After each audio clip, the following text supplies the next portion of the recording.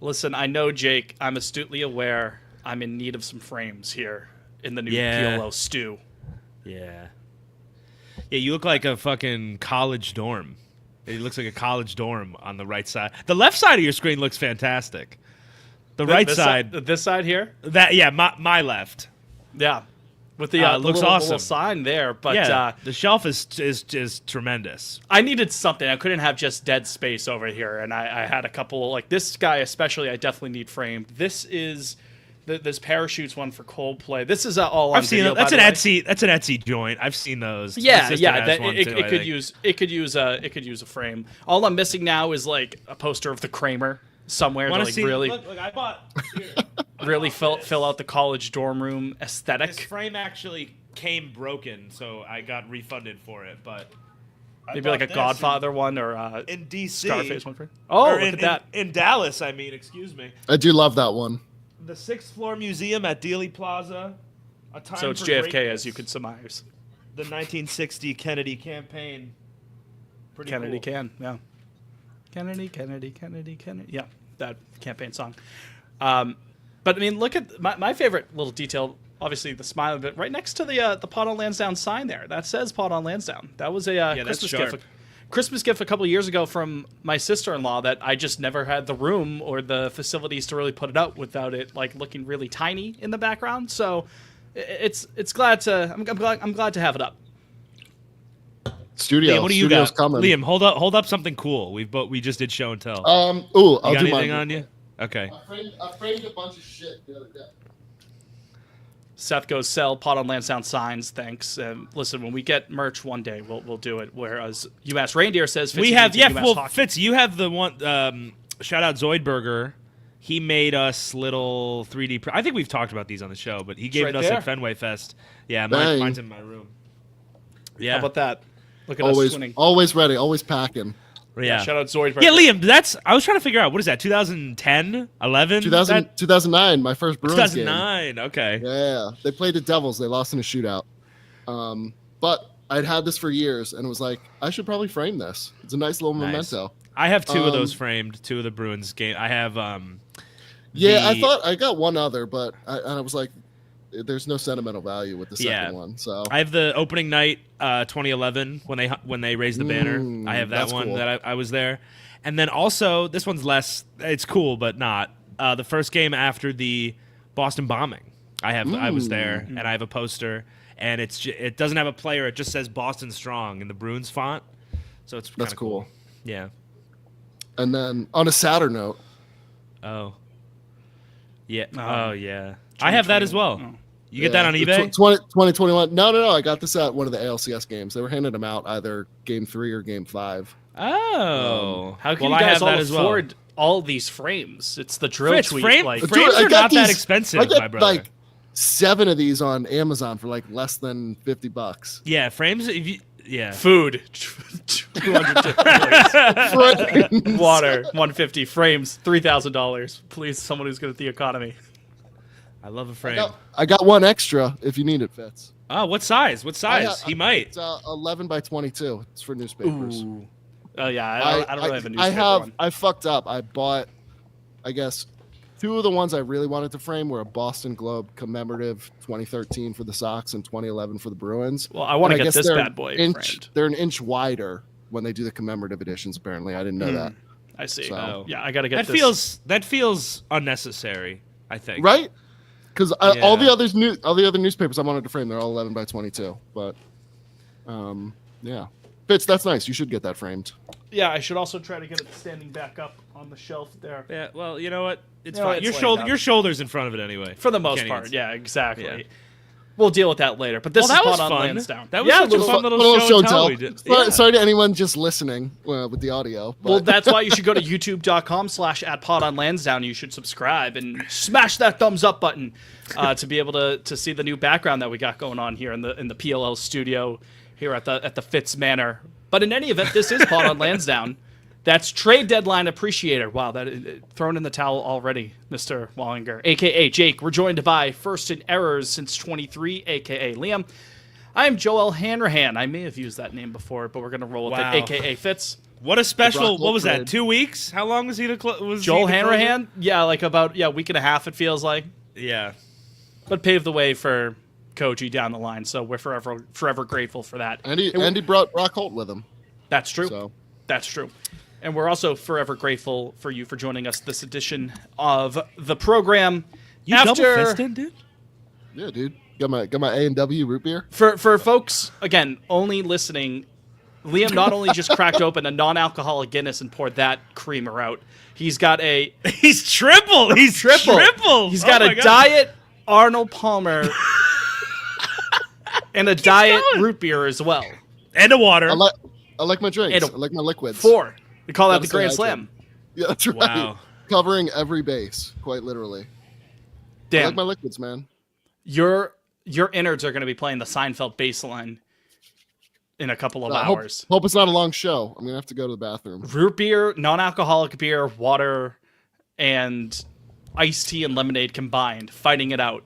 I'm crushing a 7:37 p.m. Grape Rush Celsius. That's what I'm doing right now. Got that? No actual food for you on this edition of the program. No, pizza's over there.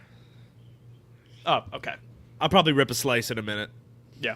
Just regular old water for your boy. YouTube chat is popping off. Got Christy saying 3 drink theory. Ayo. Ow. It's true. Dan saying, whoa, control yourself, Liam.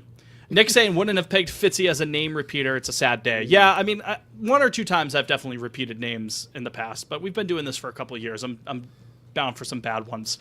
Speaking of bad ones, as a matter of fact, the Red Sox had 4 of them shits. 5, actually, since we last... No, 4 since we last recorded because, yeah, Tuesday. That's how days work. A sweep in Milwaukee, 2 of 3 in Atlanta. Dropped the first game against the Angels. Second game is going on right now, bottom of the second as we record here, Tuesday the 3rd, just after 7:30. No score at Fenway Park. Wanted to start, though, gentlemen, with a voicemail to kind of open the floor here regarding that Atlanta series, which was the highlight of the week, all things considered. Some specific aspects, of course, of that Braves 2-1 series victory that we can get into. But one of the listeners of the program, Celtics fan man, had a little something to say. Can kind of open the floor here. Let's take a listen. We will be taking a listen in a second, folks. I'm just taking a note. And pulling it up just so the boys know what I am talking about. DOL boys, what's good? Celtics fan man here.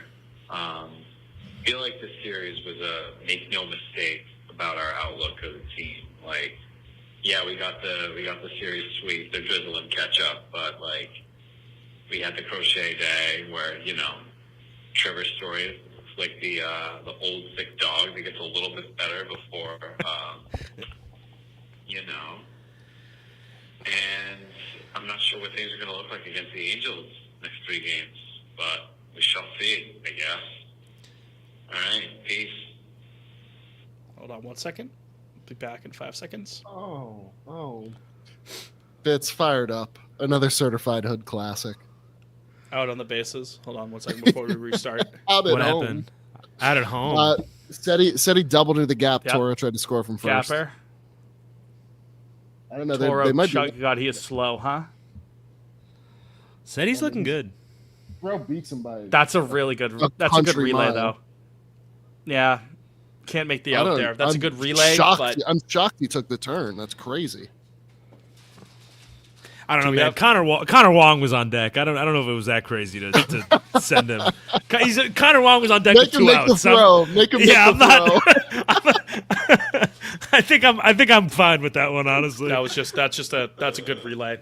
I'm Yeah. okay with sending him there. That's not a certified hood classic.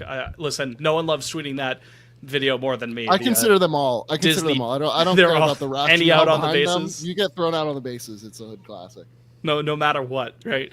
All right, back in 5 seconds. All right, thank you there for the voicemail, Celtics fan man. A couple of things before we break that down. Number 1, if you want to leave a voicemail for the show, you can call 617-420-2431. Oh, Jake, did I steal your thunder? Yeah, well, I thought you were going to ask, but you know what? It's fine. You have to kind of forget about it, and then I test your recall Okay. at a later date. Like a dog. Exactly. He died like a dog. Died like a dog. 617-420-2431 to hop in on the voicemail line. We have another voicemail later in the program, in the third and final segment. Second of all, mentioned drizzling ketchup. That's a good idea. Maybe we should do that for our podcast. I wonder if anyone else has done it. Number 3, yeah, listen, when you're only still a couple of games back of a wild card spot as things stand, as the calendar turns into June, still a couple of games under 500, take all the wins you can get, man. Like, that was still a pretty solid win. I know the Braves are kind of backpedaling a little bit themselves right now. They're under 500. I know they had to crawl back up to 500 after a putrid start, but they're back below 500 at this point. But it was still a good series win. But Jake, I'm sure that you would agree, not to put words in your mouth, but I'm sure that you would agree that this doesn't, at least in your book, I would guess it doesn't change the outlook of the 2025 Red Sox to this point. Yeah, certainly not in my book. Yeah. I mean, do we want to go big picture right now? We want to get right into it, or what do you think? Well, the first segment is typically like our big picture after the week that was. You know what I mean? So let's, yeah. All right. I think I texted this to you guys a couple days ago. You text us a lot of things, so that does not narrow it down. The 2025 Red Sox, as it stands, like the current players on the roster, I'm not talking about guys on the IL or whatever, just like the 26 men they're running out there on June 3rd as we record this. They're in just this death spiral where like the starting pitching is not good enough to cover for the shitty offense, and then the shitty offense is also not good enough to cover for the starting pitching. Like it can't, when one is all right, the other isn't, and vice versa. Like it sucks. I mean, I don't have I don't have a spin on it or anything, but that's what it is. Like you watch this last week and it's either the starter fucking goes 4 innings again, or you score 0 or 1 or 2 runs. Like or both. Sometimes it's both, and that's fun when we get both. But I just don't think. Red Sox Stats put out a tweet a couple days ago where he was like, say what you will about like Breslow and whatever, but on opening day, from opening day to now, not many teams are going to survive their 3 and 4 hitters missing tons of time, their opening day 5 hitter being like the worst qualified hitter in baseball, or like bottom 10 or whatever he is, and then the rotation having all the injuries they've had, and if they're not hurt, regression outside of Crochet. Like a lot has gone wrong. Like I don't want to totally pass the blame off on the front office and stuff, but like the team they assembled is not what we're seeing right now. A lot has that Don Draper reaction image. A lot has happened. A lot has happened. And I agree with you, Jake, about the injury kind of stuff. Obviously, you're missing 7 combined months of Casas. Not that he was lighting the world on fire. That's your first baseman. I mean, that's right, and that's opened up a whole right. It's opened up a whole can of worms, and we all at least were, to use your favorite phrase, we're all kind of keeping the light on for him that he'd be able to turn it around after the slow start. But Liam, on the flip side of that, yeah, you're getting some bad luck with the injuries and the musical chairs of who's coming up, who's coming down, who's plugging in the holes. Pause. But you're also just having some guys just not playing up to snuff in general. So it can't all be placed on that, Liam. Yeah, I mean, it's just, I'll be honest. I don't have any words of wisdom or optimism to really offer. I feel like for the last week, especially since the Brewers series, I'm just kind of reassessing my expectations for the season. It's not early anymore. We are beyond Memorial Day. We're a third of the way in. Like more tonight, God bless them, but Romy and Toro are your 4 and 5 hitters. Like that's just not what serious teams are doing. Who's your 3 hitter? Who is in the 3 hole tonight? Willie? That'd be Rob Refsnyder. Oh, there you go. Well, yeah, I mean, Rob smashes lefties. Yeah. So I mean, that's just not a recipe for success. God bless them. I wish those three men the best, but if you start running them out there every day, they will quickly be exposed. So I don't know. I think I'm shooting for 500 at this point, boys. Like win, lose, or draw. Like let's have fun for the next 4 months. Bring up all the young guys. Because I don't like this team does, as it stands, have too much talent to be this middling. But all right, now Bregman. Well, at the start of the season, yes. Oh, okay, sure. But now with the injuries compounding and the starters, never going more than 4 2/3 unless they're named Garrett Crochet. Like, I gotta be honest with myself for my own sake. I don't see it. They don't have it. You don't see a path to 238. Not as it currently Or stands. 235. How many electoral votes? Is it 235? Electoral votes. No, it's definitely No, not what is it? 235. Well, No, 538. 245? 538 is the total. I usually know it's like a brain fart situation. How many electoral votes do we need? What? It's 270. 270. Yes, 270. Yes, Thank you. There you go. Yes. There you go. Yeah. 270 it needed to win. Nick points we're out losing. correctly that it is 538, but it's 270 to win. And we're losing now.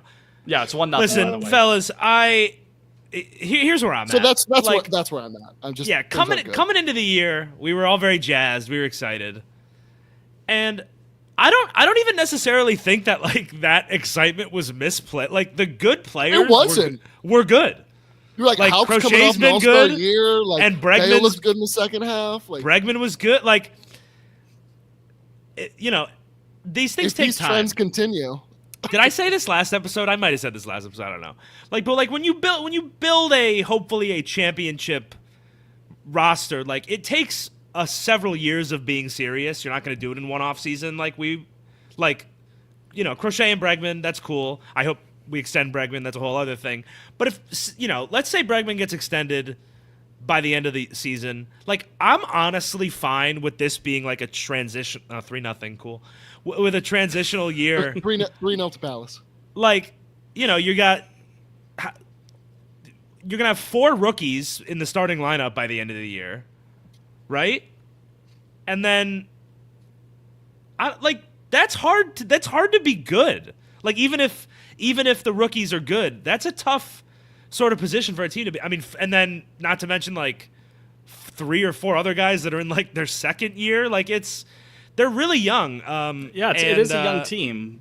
I agree with you, but at the same time, I'm not fine with this being a transitional year. We've had 3 straight transitional years leading into this year. I think it's too late for that. Yeah, I'm saying- what's the line in Pirates of the Caribbean? You better be fine with this being a transitional year, Fitz. You're in one. You're in one.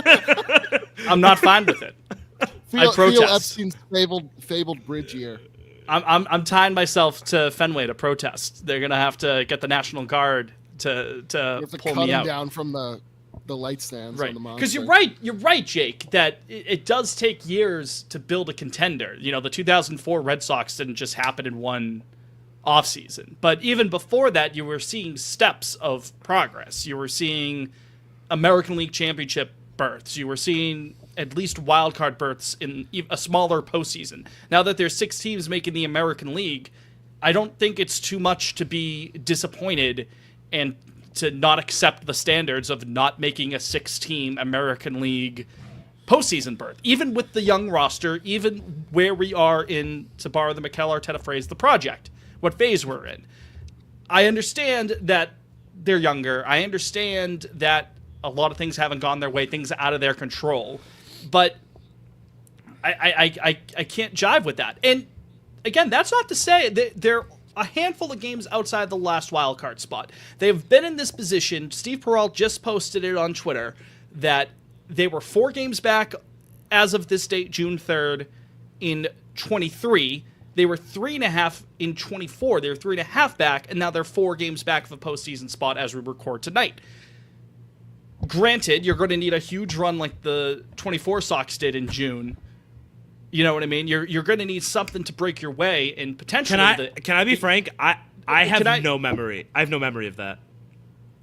when they beat after the White Sox series, when they split 2-2, they smoked the Phillies, and then they beat the Yankees, and that kind of got them rolling. I think the last 3 seasons just kind of blend into each other. Yeah, I can't differentiate things from the last. It's going to be 4 years, which is cool. So, I mean, when you're in so many one-run games, how many times can we say that, hopefully regression flips to the other way and you start winning some of them, considering they're at 6-16? We might be in the anomaly right now. We might be in the statistical anomaly as we live and breathe. But it's not early. It's not the absolute end of the year. But I can't accept not making the postseason this year. I can't jive with it. I understand that's the reality that I hate telling good people bad news. Well, what's your reaction, Jake? You're just gonna go, oh well. I can't be like an oh well with that after the last couple of years. I can't be like no. I'm not say la vie. That's exactly why I'm throwing my hands up. Like, what has this team shown you that they're different than anything else from the previous? I'm not saying that they've shown anything different. I'm saying I'm just not good with it, and I'm not sitting here saying, okay, I'm fine with it being, the Theo Bridge here. I'm not fine with that. That team still won 89 games, by the way. People forget. What I wouldn't give for 89 wins now, right? Just a dire circumstances. And again, this is coming off a series win in Atlanta, but here we are at risk of dropping a series to the LA Angels in the big 2025 before going on the road to playing the Yankees, who are the defending American League champions and are fucking Johnny fucking Aldsworth talked me into going to that fucking game on Friday in the Bronx. I'm so pissed off I locked myself into that. I gotta go watch this fucking team. Well, sorry. That post-game ponder Friday, live from the Bronx. That's gonna be special. It's gonna be. I hope somebody shoots me. I'm not gonna that because that's funny. So, Fitz, here, just to piggyback off, like you're saying, they need to have a really successful month, and I don't know if this is obviously, but yeah, where you you're pulling catch it from. Stats posted this last night where it was like, after crunching the numbers, parentheses 5 minutes of research, this team really needs to go something like 16-10 in June. Their last months playing 600 ball was 2023, July 15th through August 8th. They played at a 652 clip. 2022, June 20th, or sorry, I'm reading this wrong. My brain's broken. 2023, July, they played at a 652 clip. 2022, June, they won 20 games, which I remember being good. The Pride Sox, baby. Games. 2021 June, they won 18 games. In 2021 April, they won 17 games. So, of the last 3 years, you've only had 2 months where you've played more than a 600 clip. But it's been right around this time of year, so buckle up, baby. You're We're not due. wrong. Now it's You're not wrong. What is it now? If we lose tonight, you got to go 16-8 the rest of the month? Basically, yeah. Yeah, I'm sure. I'm absolutely sure. Yeah, it's dire, man. I do not. I mean, July 2023, they were special. Yeah. But alas. 23 is the team of the last 3 years that I remember being the best. Like that summer. I do, like through July. Through July, they were. Okay, Liam, and then, other than that, Mrs. no, I know Lincoln, it cratered. Like, how was the play? In a decade, when I look back at this sludge of a half decade, that'll be the team that I was like that. What was Liam? We were at the that team Braves that won series, 2 right? games, Yeah, after the middle of August. That team. Yeah, because that's the last taste I have in my mouth of them. Yeah, what Casas like bitched Strider at Fenway. It was awesome. Okay, so that's 1 win at that. Yeah, so then they went to San Francisco. They went to San Francisco and they won there. No, they had a late game. They blew one late game. Two. That was tough. Yeah, 2 of the 3 in San Fran were they lost in walk-off fashion. That was kind of the start of it. Yeah, I do remember after July 28th, that Friday in San Fran, they were 56-47. Yeah. I thought we were. And they a finished. wild card They team finished that with year. 78 wins. Yeah. But enough about the past. Let's look towards the future, my friends. Let's look towards the future. That being the next segment of the show. We're gonna take a quick break. When we return, fuck with, don't fuck with. Coming up right after this. Stay tuned. Hey, chat. What's up, chat? What we got going on? Mookie trade really does feel more and more like the Babe Ruth curse 2.0, CJ says. That's so real. The sun's going to blow up before 2107. Mookie's washed. Yeah, that's not a real year. Mookie's washed, you say? Low key though. Low key. Really? One of the circles I- on the, I'll be honest, on I the haven't- I Baseball's haven't checked Avant on it. page. Are they blue? The circle's Yeah, going blue? he actually is having like a shit year.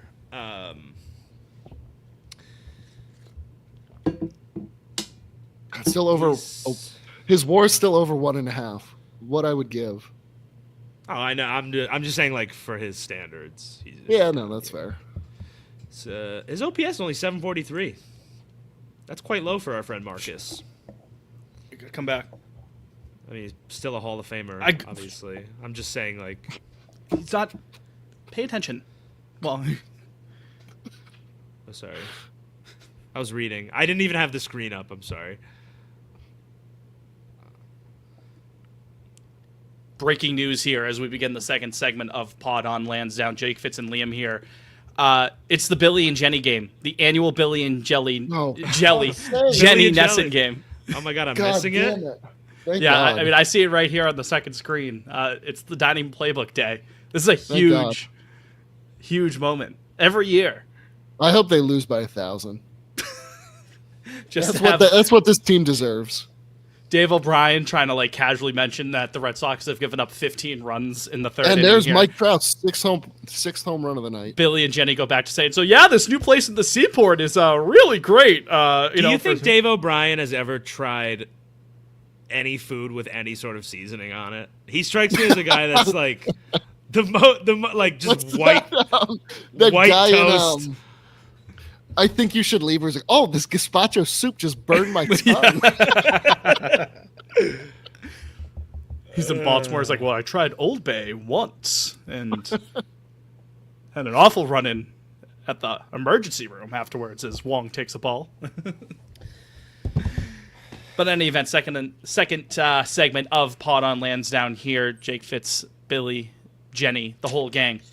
A reminder, friends, that we're sponsored by Foco.com, as you see underneath here at the bottom of your screen on Pod on Lansdowne's YouTube channel. A reminder, as we've previously mentioned, we just started mentioning it last week, we're partnered up with Foco, one of the leading manufacturers of officially licensed sports collectibles. That includes bobbleheads, merchandise, fun little knickknacks, you name it. They Clothes, have awesome... apparel. What? Apparel. That's They what have I lots said. of apparel. Use your as well. listening ears. You didn't say I said, that. I definitely said apparel. Merchandise. Absolutely did. Apparel Use- and merchandise are not interchangeable words. They kind of are. They're pretty close. Merchandise is everything. That's all. Liam, give me a rolling here. I would use them interchangeably. Thank you. What? He knows language. You know English, Liam. You know synonyms. You know thesaurus. I can't even fucking say that word.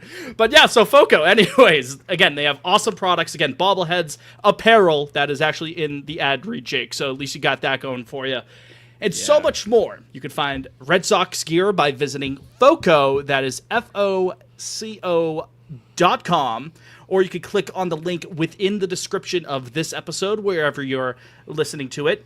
Use the promo code POL10, which people have pointed out looks like a certain disease that is thankfully cured. We are not going to change the promo code because that's funny. Again, the promo code is P as in pod, O as in on, L as in Leonardo, 10 to save 10% out at checkout. That's for in-stock Foco products only, folks, not the pre-order stuff. You could pre-order stuff if you feel so inclined at Foco.com as well. But 10% off of in-stock merchandise / apparel, if you're Jake, at Foco.com. Find your fandom with Foco. Fuck with, don't fuck with. Who wants to start this week? Oh, brother.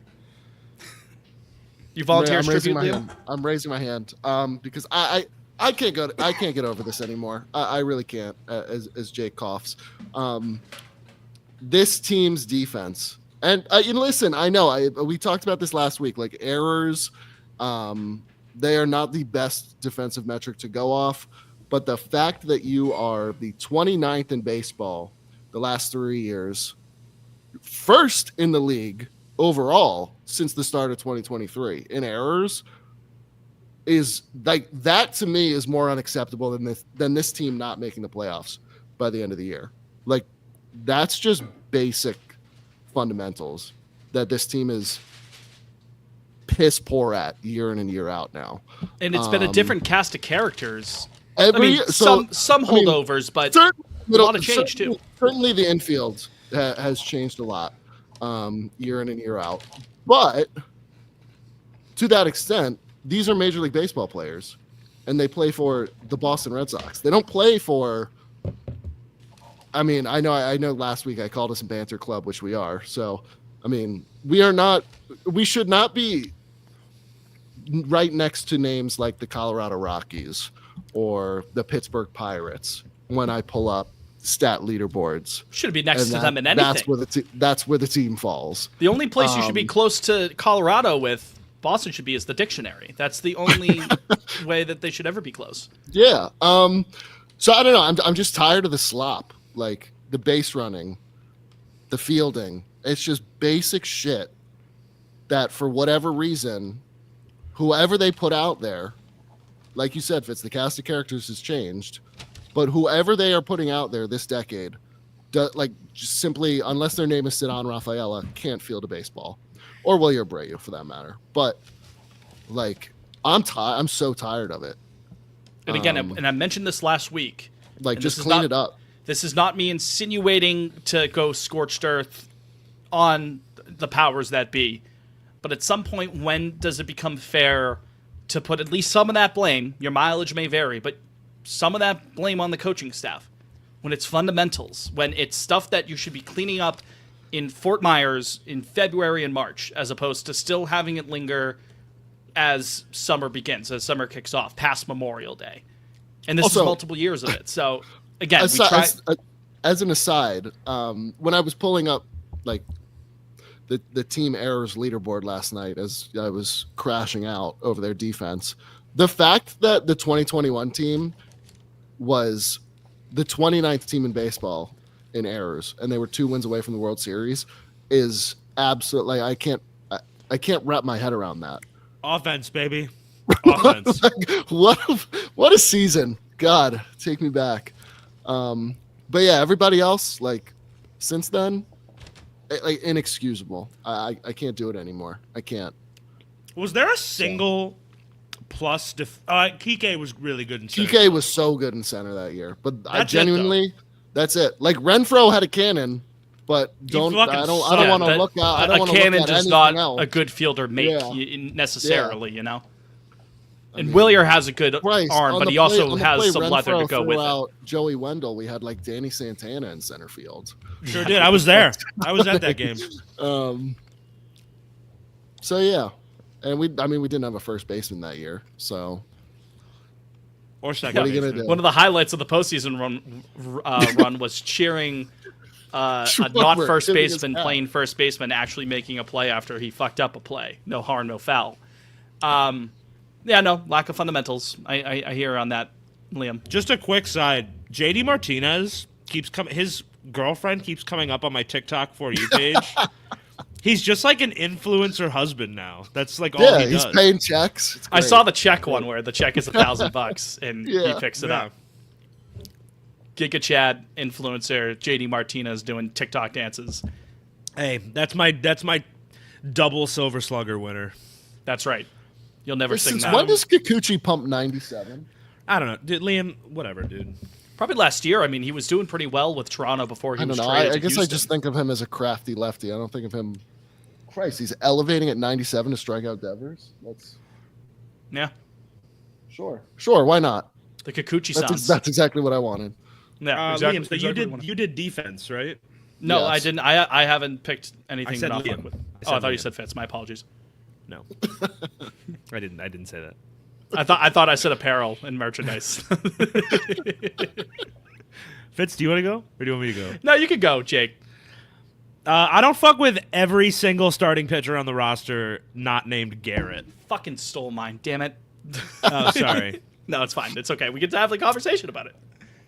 It's fucking terrible.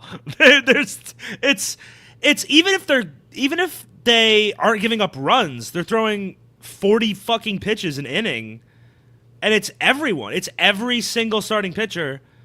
I guess Dobbins has been mostly fine. He's been called up for mop-up duty the good last couple Monday of times. night. He's been and valiant. he was good in mop-up duty. Yeah. That's what. Yeah. admirable. I mean, it's really bad. I don't even know where to begin, frankly, as far as like how you fix it. I mean, even the like. Yeah, I really don't have anything like constructive, or it's really bad other than crochet. Jake, you want a fun Red Sox stats tweet that I bookmarked earlier today? I guess. Red Sox starts under 5 innings in the last month. May 6th, May 7th, May 8th, May 12th, May 13th, 17th, 18th, 19th, 20th, 23, 24, 27, 28, 30th, and June 2nd. For sure. So almost every night, folks.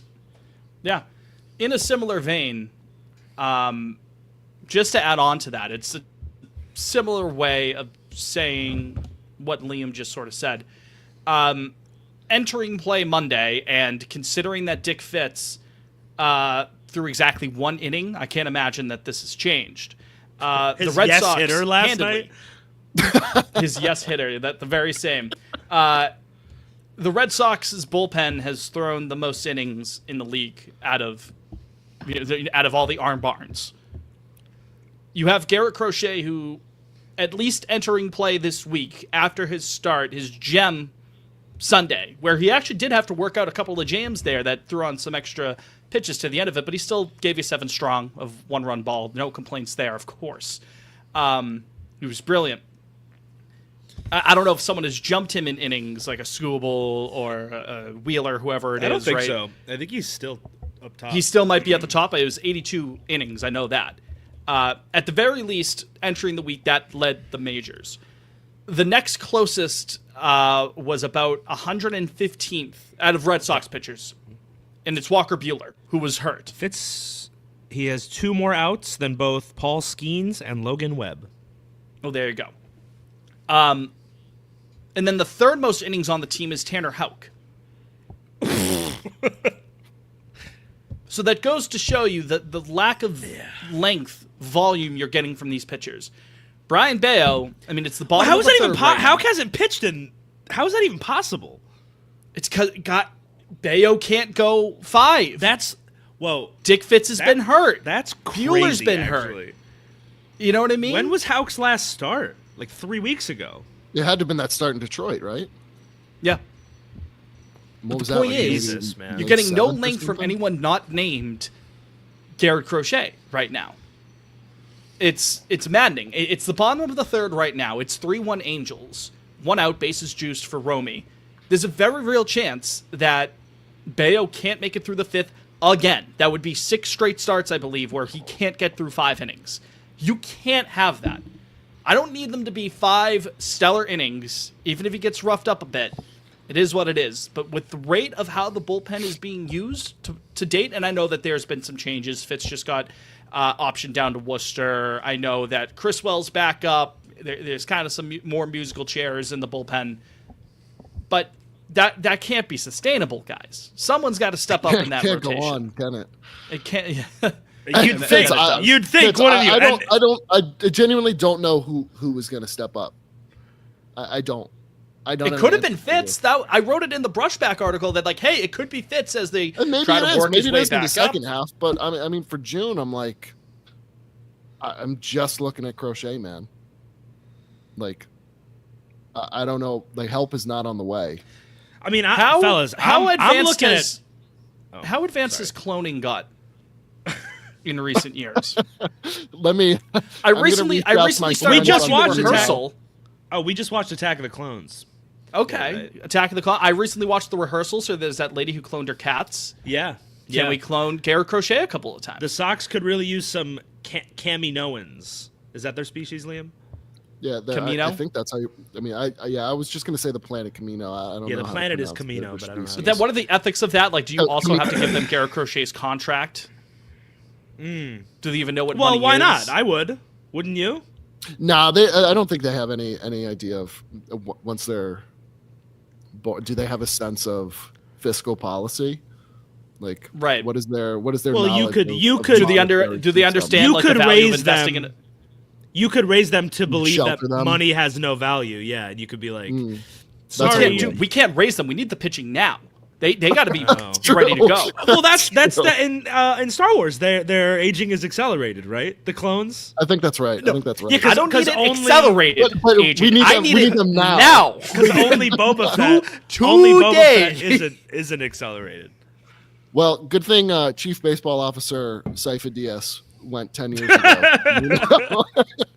They've been cloning him for a decade. now. 200,000 Garrett Crochets with 1 million more on the way. Magnificent, aren't they? I'll tell you what, fellas, the rotation has been so bad that it's not even Father's Day, and I'm like knee deep in what kind of a deal can we cut this offseason? Oh, here we go. I was reading Passan's article earlier today. Where he's like, Yeah, he's dropping like- Bueller, Chapman. Now there Duran rumblings. Like, Dude, I'm packaging. God love him. I love him dearly. The password is going to bring us a delicious starting pitcher. The password and Franklin Arias. I don't care what it takes. Who have been great to their credit, but you think that the outfield already has a logjam now, and you already have a couple of middle infielders now. Just wait until they're on the fold, right? Those two beautiful boys, I'm sorry, I love them. The password is maybe my favorite minor leaguer in the history of baseball. Yeah, I would be extremely surprised if those guys make it through the winter. For who? I'm not sure. I mean, there's like Pirates guys, there's fucking... I was going to say, Bubba Chandler, you are a Boston Red Sox. Yeah, I don't know. I mean, there's different ways they could go, but like... I would if you could bet on the Red Sox making another big trade for another starter, I would feel like supremely confident in it. Because there's no other. They obviously the last decade have shown us that they would very much like to avoid paying free agent starting pitchers, big time ones. So I would. You know what I'd get down with? I'd love a pending free agent if they could like swing a sign or a trade and sign, perhaps. I don't know. Probably not. I don't know why you would do that if you're a pending free agent, actually. So never mind. I mean, these are all we're going to be bringing that. An excellent conversation point up. by Dan. An excellent point by Dan Fitz. Pin that one up. I am so fucking sick of the reclamation Red project. Sox. Oh my god! Do you want to read the comments so people listening know? Yeah, Dan says it'll be another pitcher coming off Tommy John. Has this shit worked once for them? hey, you One said it on time? Twitter the other. Paxton, first half 23. He was Right, special. that is true. And then they didn't. And then they didn't trade him.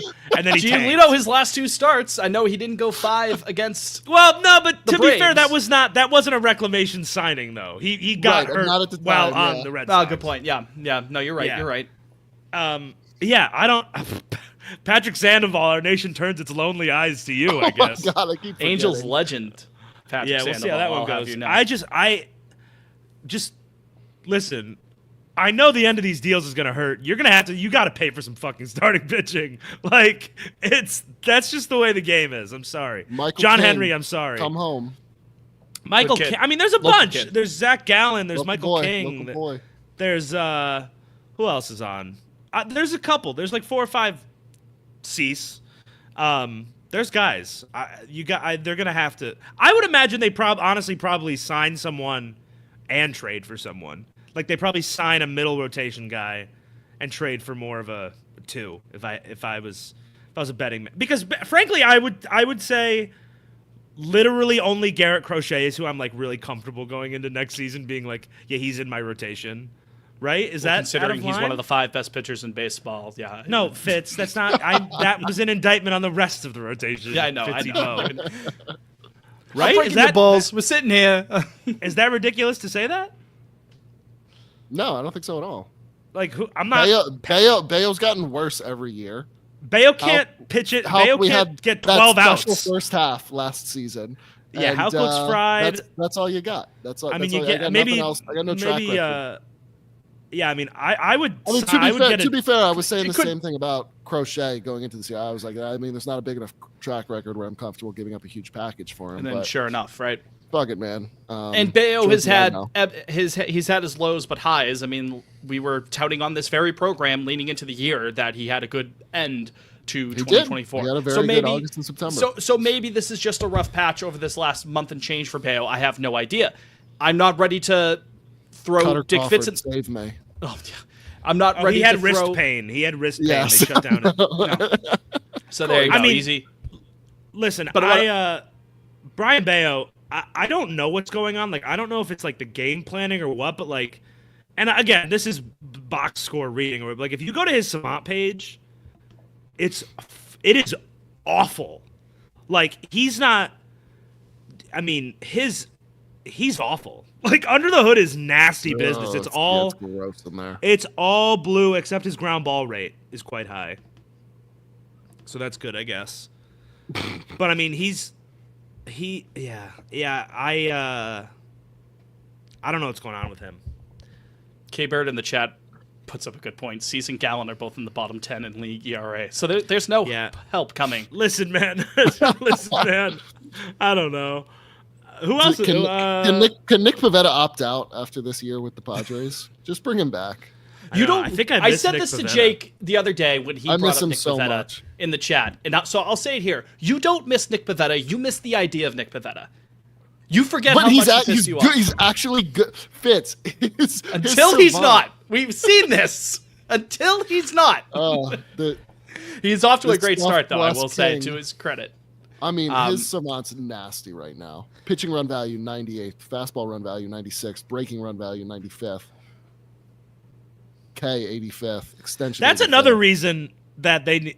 That lab back is to fucked. this. That lab is Back to fucked. this. Another reason they need to It's extend Bregman non-existent. is we can't have let Pivetta walk for 3 months of Alex Bregman. True. Lock that shit in because that looks nasty right now.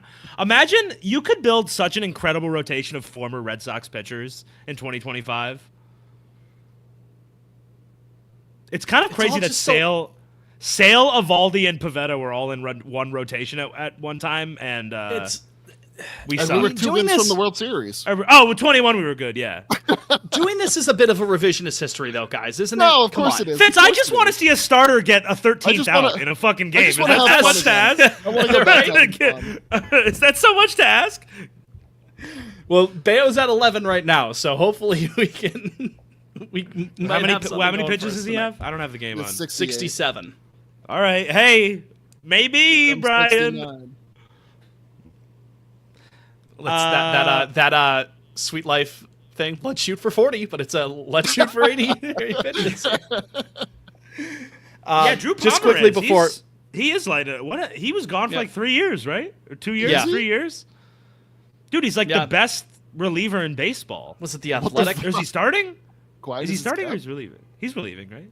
I was relieving. 13 and 2/3 innings. Yeah, but he's like dicing guys up.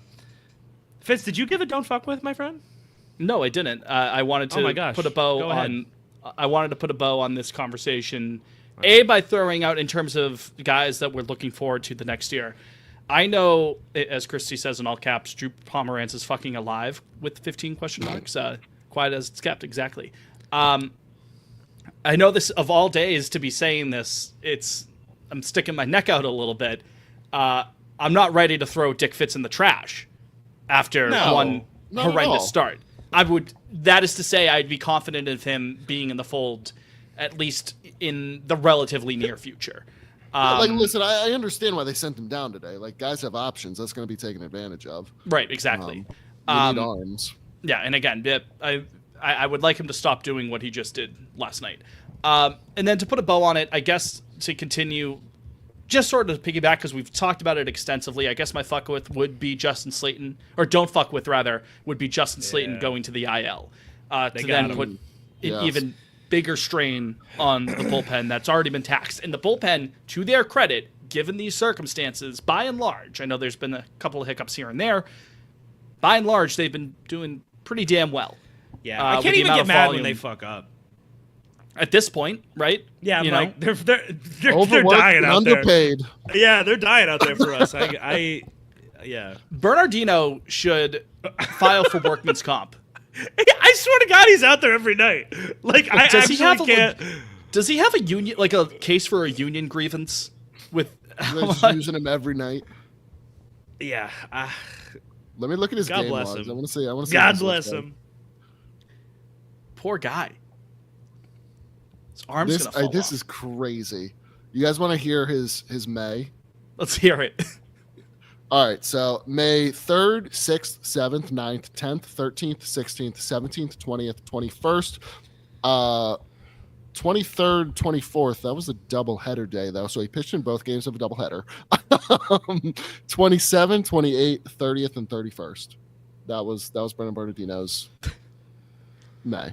You just started rattling numbers in sequence at some point there. Basically, yeah. It was the same as the Red Sox stats tweet from earlier, where starts under 5 innings. Basically, that's a guaranteed Bernardino appearance. Do you remember that video of that guy like singing numbers, going like 21, 22, 23? The count on Sesame Street. No, it's a different guy. Maybe I'll tweet the video as an out of context There you go. That's a good thing if I can dig it out on Twitter. But yeah, that's the dates that he's been pitching. So again, it ties into the general state of the pitching staff in general. But no, Justin Slayton is, just fucking add it to the list. You know what I mean? Just add it to the list of things. Yeah, exactly. Well, injury to injury. Yeah. Sure. Or injury to insult. Injury to injury to insult to injury to injury to insult to injury. Nailed it. I'm tired, boss. Well, let's get positive. Let's think of something positive. Liam, what are you fucking with this week? Sure, gosh. sure. Well, so first, honorable mention, don't fuck with, because this will be a good segue, is the fact that this team went 11-17 in May when Rafael Devers became the first AL player since Miguel Cabrera in 2014 and the first Red Sox player since Nomar in 99 to hit 350 with over 33 RBIs in the month of May. Can you repeat that same exact thing, but in a Tim Kirchin voice? No. The first Red Sox player on a Tuesday afternoon. But no, like Rafael Devers had a historic May, and it meant nothing. It meant nothing. is the crux of the issue here? Yeah, no, you're right. That nugget is courtesy of Underdog MLB. I could have pulled that myself, but Rafael Devers in May, 373 average, 9 home runs, 41 RBIs, 1100 OPS. And you went, what did I say? 13. You know what? You went 11-17. This team doesn't deserve anything.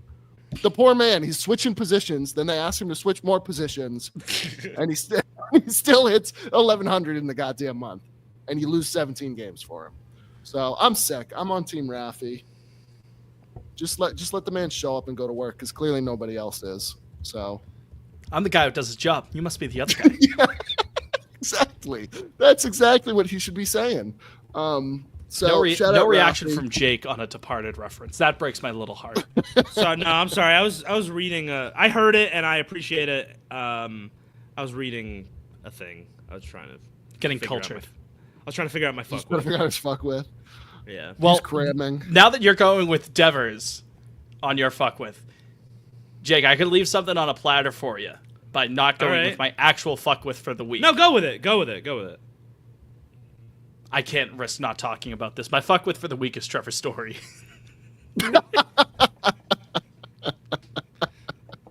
Hey, I'm sorry. Fair is fair.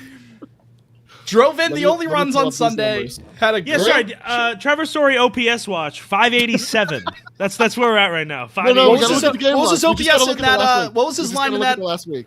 in that I'm pulling it. Atlanta. I'm pulling it. Yeah, that I'm Atlanta pulling it. I'm series. pulling it. I think he's over since we left Atlanta, or since He even is. since He went 0-4 last night, Monday night. But in Atlanta, a special 3-game set, boys. Well, Let me everybody was tell you. talking. He hit a fucking 84-mile-per-hour hanging curve out of the ballpark. Like, He wasn't what- doing like- that before. Like he's back. What do you mean? I don't understand. I'm not saying he's back. I'm just saying I'm fuck with the fact that, okay, he actually did something and provided, like, close to the only offense in a series on the road. 3 hits, 1 run, 1 double, 1 home run, 5 RBIs, a walk. I fuck with that. 6 Ks though. Right? It is what it is. I fuck with them. You know, Whatever. if we're gonna dissect every single at bat that he has, if we're gonna do the Trevor Story OPS watch every single day, No, I gotta give it to him. Good diving play in the 9th on Sunday too. yeah. Hey, I made gave some him. nice Hey, I plays. gave him. I I gave have to him give him kudos. the chart, the up stock chart Yeah. emoji on the That's OPS big watch that night. from you. I mean, it's gonna continue. This is probably the last chance I'll ever get to say I'm fucking with Trevor Story, so I'll embrace it. Oh, do you guys want a fun Trevor Story stat? Yeah, I love fun always, stats. dude. So he now has 28 home runs with the Red Sox over the life of this contract, 9 of which came in a single month, May of 2022.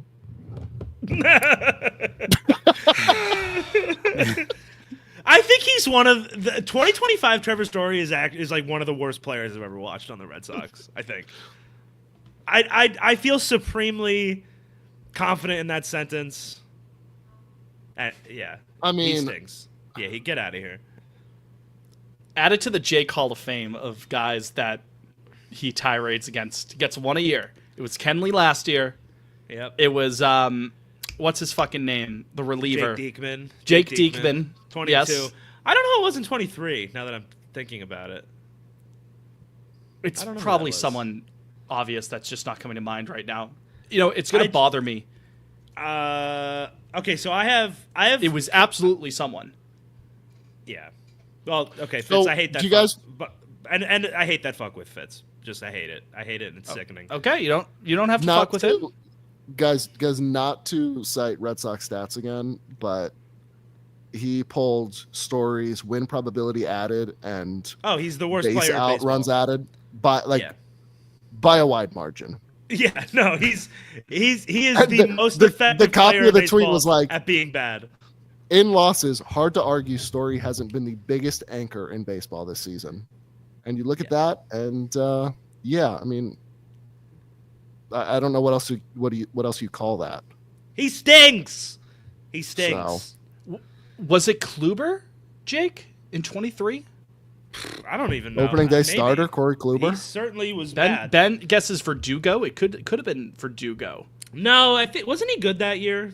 The first half Verdugo of in that 23? year. Verdugo. Yeah, and then in he gets benched 23, because he showed up late. 100 OPS, 745 OPS plus. Slugged 421, got on base at a 324 clip. He was all right. 270 WAR. Yeah, he didn't make the All-Star game and Um, he packed it in. Could have been Bobby Dahlbeck. No, I don't. Jonah guesses was it Caleb Ort. I don't think it was Caleb Ort. I don't think he. The thing with Jake's players that he doesn't like is that they're not good enough. Like they're too good.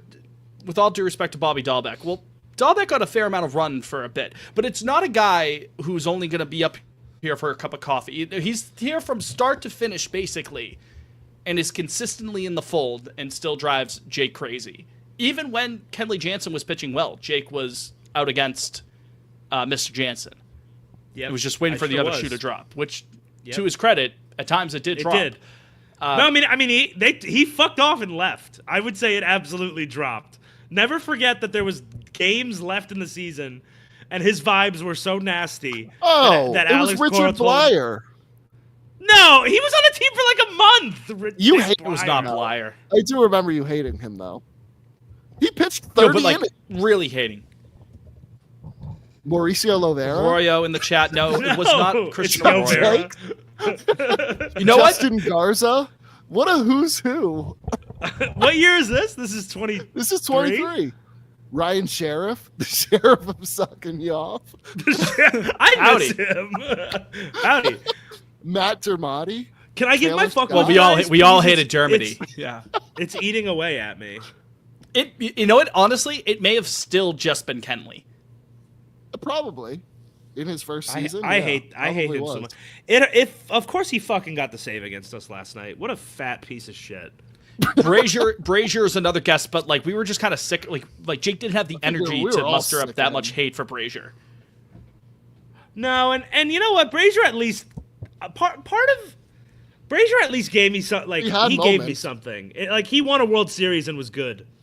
You know, like it's hard to Special, hate guys. special in September of 21 when they desperately Like the needed thing with Kenley, the thing with Story, and it's like these guys have given me nothing. You know, like I have no fond memory of.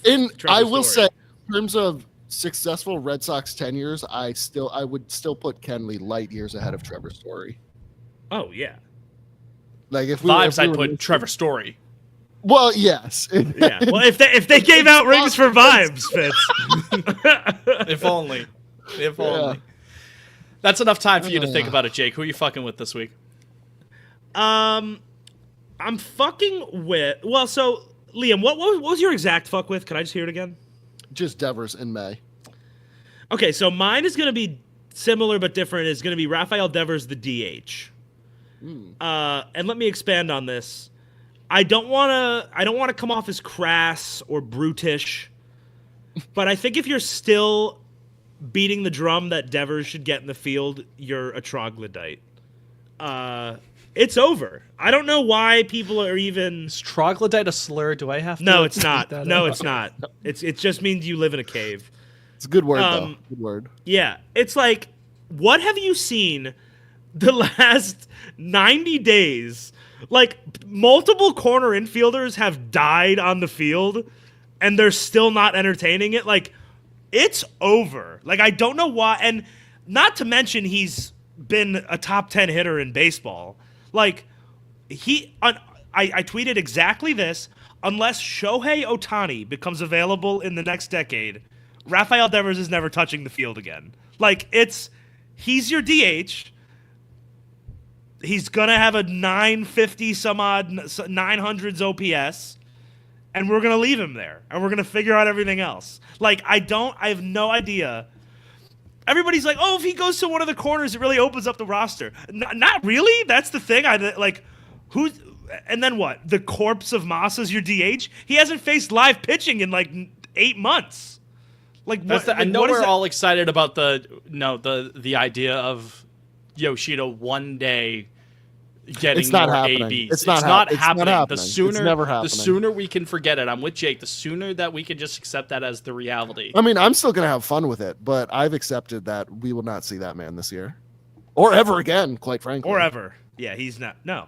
He was a social experiment the whole time. I have no idea, like, why you would watch the 2025 Red Sox and be like, yeah, Devers is back out in the field. We need to touch That's that guy. gonna fix this.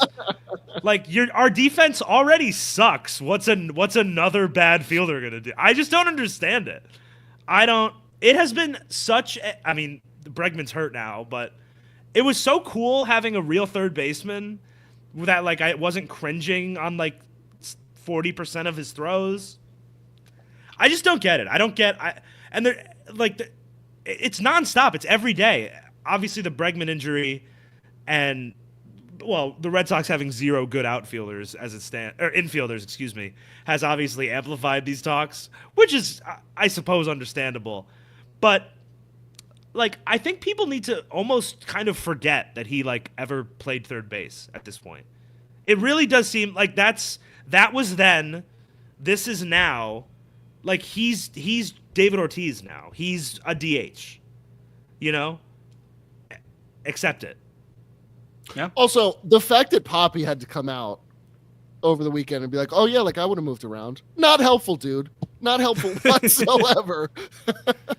I also Poppy think, like, this fucking, like, charity event. No, I would have moved. Like, I would have asked to move around if they needed me to. No, just stop that. Like, you're playing into it now, and he knows that. Also, that's not true. Like, that's definitely not true. Unless they were playing interleague games, he never touched first base. No. There were years, like, fucking 2012, 2013, like, before you knew what Mike Napoli was. Like, that could have been a real thing. Like, oh, maybe we throw David Ortiz at first. What Napoli was. No, I'm just saying, like, before they signed him. Like, oh, it'd be like, like Adrian Gonzalez is gone. Let's just play Poppy, mid-30s. That's Poppy yeah. Like, there were opportunities for him that's insane. Yeah, no, that's not true at all. So that's my. I don't know. I guess that turned into a don't fuck with, but I'm fucking with Rafael Devers, the DH. And if you're not, you're stupid. Thank you. we're talking about David Ortiz defense, and we have yet to mention him picking off Jeff Suppan in Game 3 of the 04 Yeah. World Series. It was a bullet. Was it what Suppan? can you say? It was Suppan, yeah. It's pretty crazy wanna that hear- in St. Louis, Manny and Ortiz had assists. Yeah, That's Who what did he Manny knew. throw out at- The who did curse Manny is throw out broken. Who did Manny throw out the Did dish? he throw at home? He didn't throw out Pujols at home, did he? Mike Was it Matheny. Roland? It might have been Scott Roland. I don't know. It doesn't. Was it Matheny? It doesn't matter. So Hold on, Taguchi, hold on. perhaps. That team was so good. They were nasty. Completely random, but I was looking at the 04 Cardinals. That They team was won- fucking loaded. They won 100 plus 100 games, right? 105. I was looking at it just the other day. Yeah. And it's so Dude, funny they to hear had the middle of their order was prime Edmonds, prime Pujols, and prime Scott Rowland. They were Larry fucking Walker in crazy. there. Yeah, Larry that team Walker was on nasty. that team? Yeah, they had Larry Walker. They had 2 going on 3 when Pujols gets in, Hall of Famers in that lineup. It was nuts. Larry Walker. Well, and Larry Scott Walker only Rowland. played 44 games for them. Was he a deadline acquisition? Had to have been. God, he was 37. My heavens. Jim Edmonds was 34 years old playing center field, and he put up 7.2 WAR. Jim Edmonds That's was crazy. a fucking dog out there in center. He was nasty. That's great. Tony Womack. Their rotation did them in, though. That starting rotation was ass. You tell me that Woody Williams wasn't carrying them over the line? Yeah, dude, Matt Morris threw 202 innings for them and had a WAR of 0. Did they have Marquis at that point? Yeah, Jason Marquis. He shows us. We got him. Ingridhausen, he was good. Their bullpen was good, rotation. Yeah, well, hey, they lost, so nobody cares. Hearing my dad talk about that series, like, oh, we all knew that the Cardinals were dead after we came back. That against is the how Yankees. everyone talks about it, though. It was like, then- once they beat it's the true. Yankees, it was Right, like, and Hindsight. They it's were like, not it's already even... over. And that could be true. I mean, I was 8 years old at the time. I wasn't in the But then discourse at the time. game one was still a fucking slugfest. Yeah, they It almost was like, blew it game was like 1. 10 to 8, wasn't it? And then- Bellhorn had the pesky pole. You're 20 plus years removed from it. I'm like, are you guys sure that it was going to be a cakewalk against the 105 win team? They're really good. They get overlooked. Right? Yeah. But guys, just to circle back on Devers real quick, to me, the infield conversation ended. So here's his triple slash the night Casas went down on May 2nd was 242, 365, 445 for an OPS. His OPS was still over 800. But since Casas went down, his triple slash is 340, 460, 600 for an OPS nearing 1100. Yeah. To me, like that week, once the rumbling started and he came out and said shits in the media and we were all like, oh, what the fuck's happening? Then he goes off in Kansas City. To me, the conversation ended after that weekend in Kansas City. Yeah. You're like, Don't mess with it. Yeah, like that's a DH. Like, Because it's that's what already he can enough. do. It's, I mean, I don't want to keep saying it until we're blue in the face, but it's already enough of a change to go from playing the field consistently to not playing the field at all to then switch it up from there. Oh, learn a new position. Yeah. And it is one thing. I mean, shit, if you had a 650 OPS since then, we'd be having the conversation. It wouldn't have gone away. Right, wrong, or indifferent of, like, you're not good enough to be, planting your flag Right. on this right now, Rafael. But, he's a legit hitter. He's one of the best hitters But in that's baseball. what I'm saying, Just though. There's DH him. still a ton of talking heads. Like, literally, no, it wasn't last night. Maybe Sunday night or Saturday.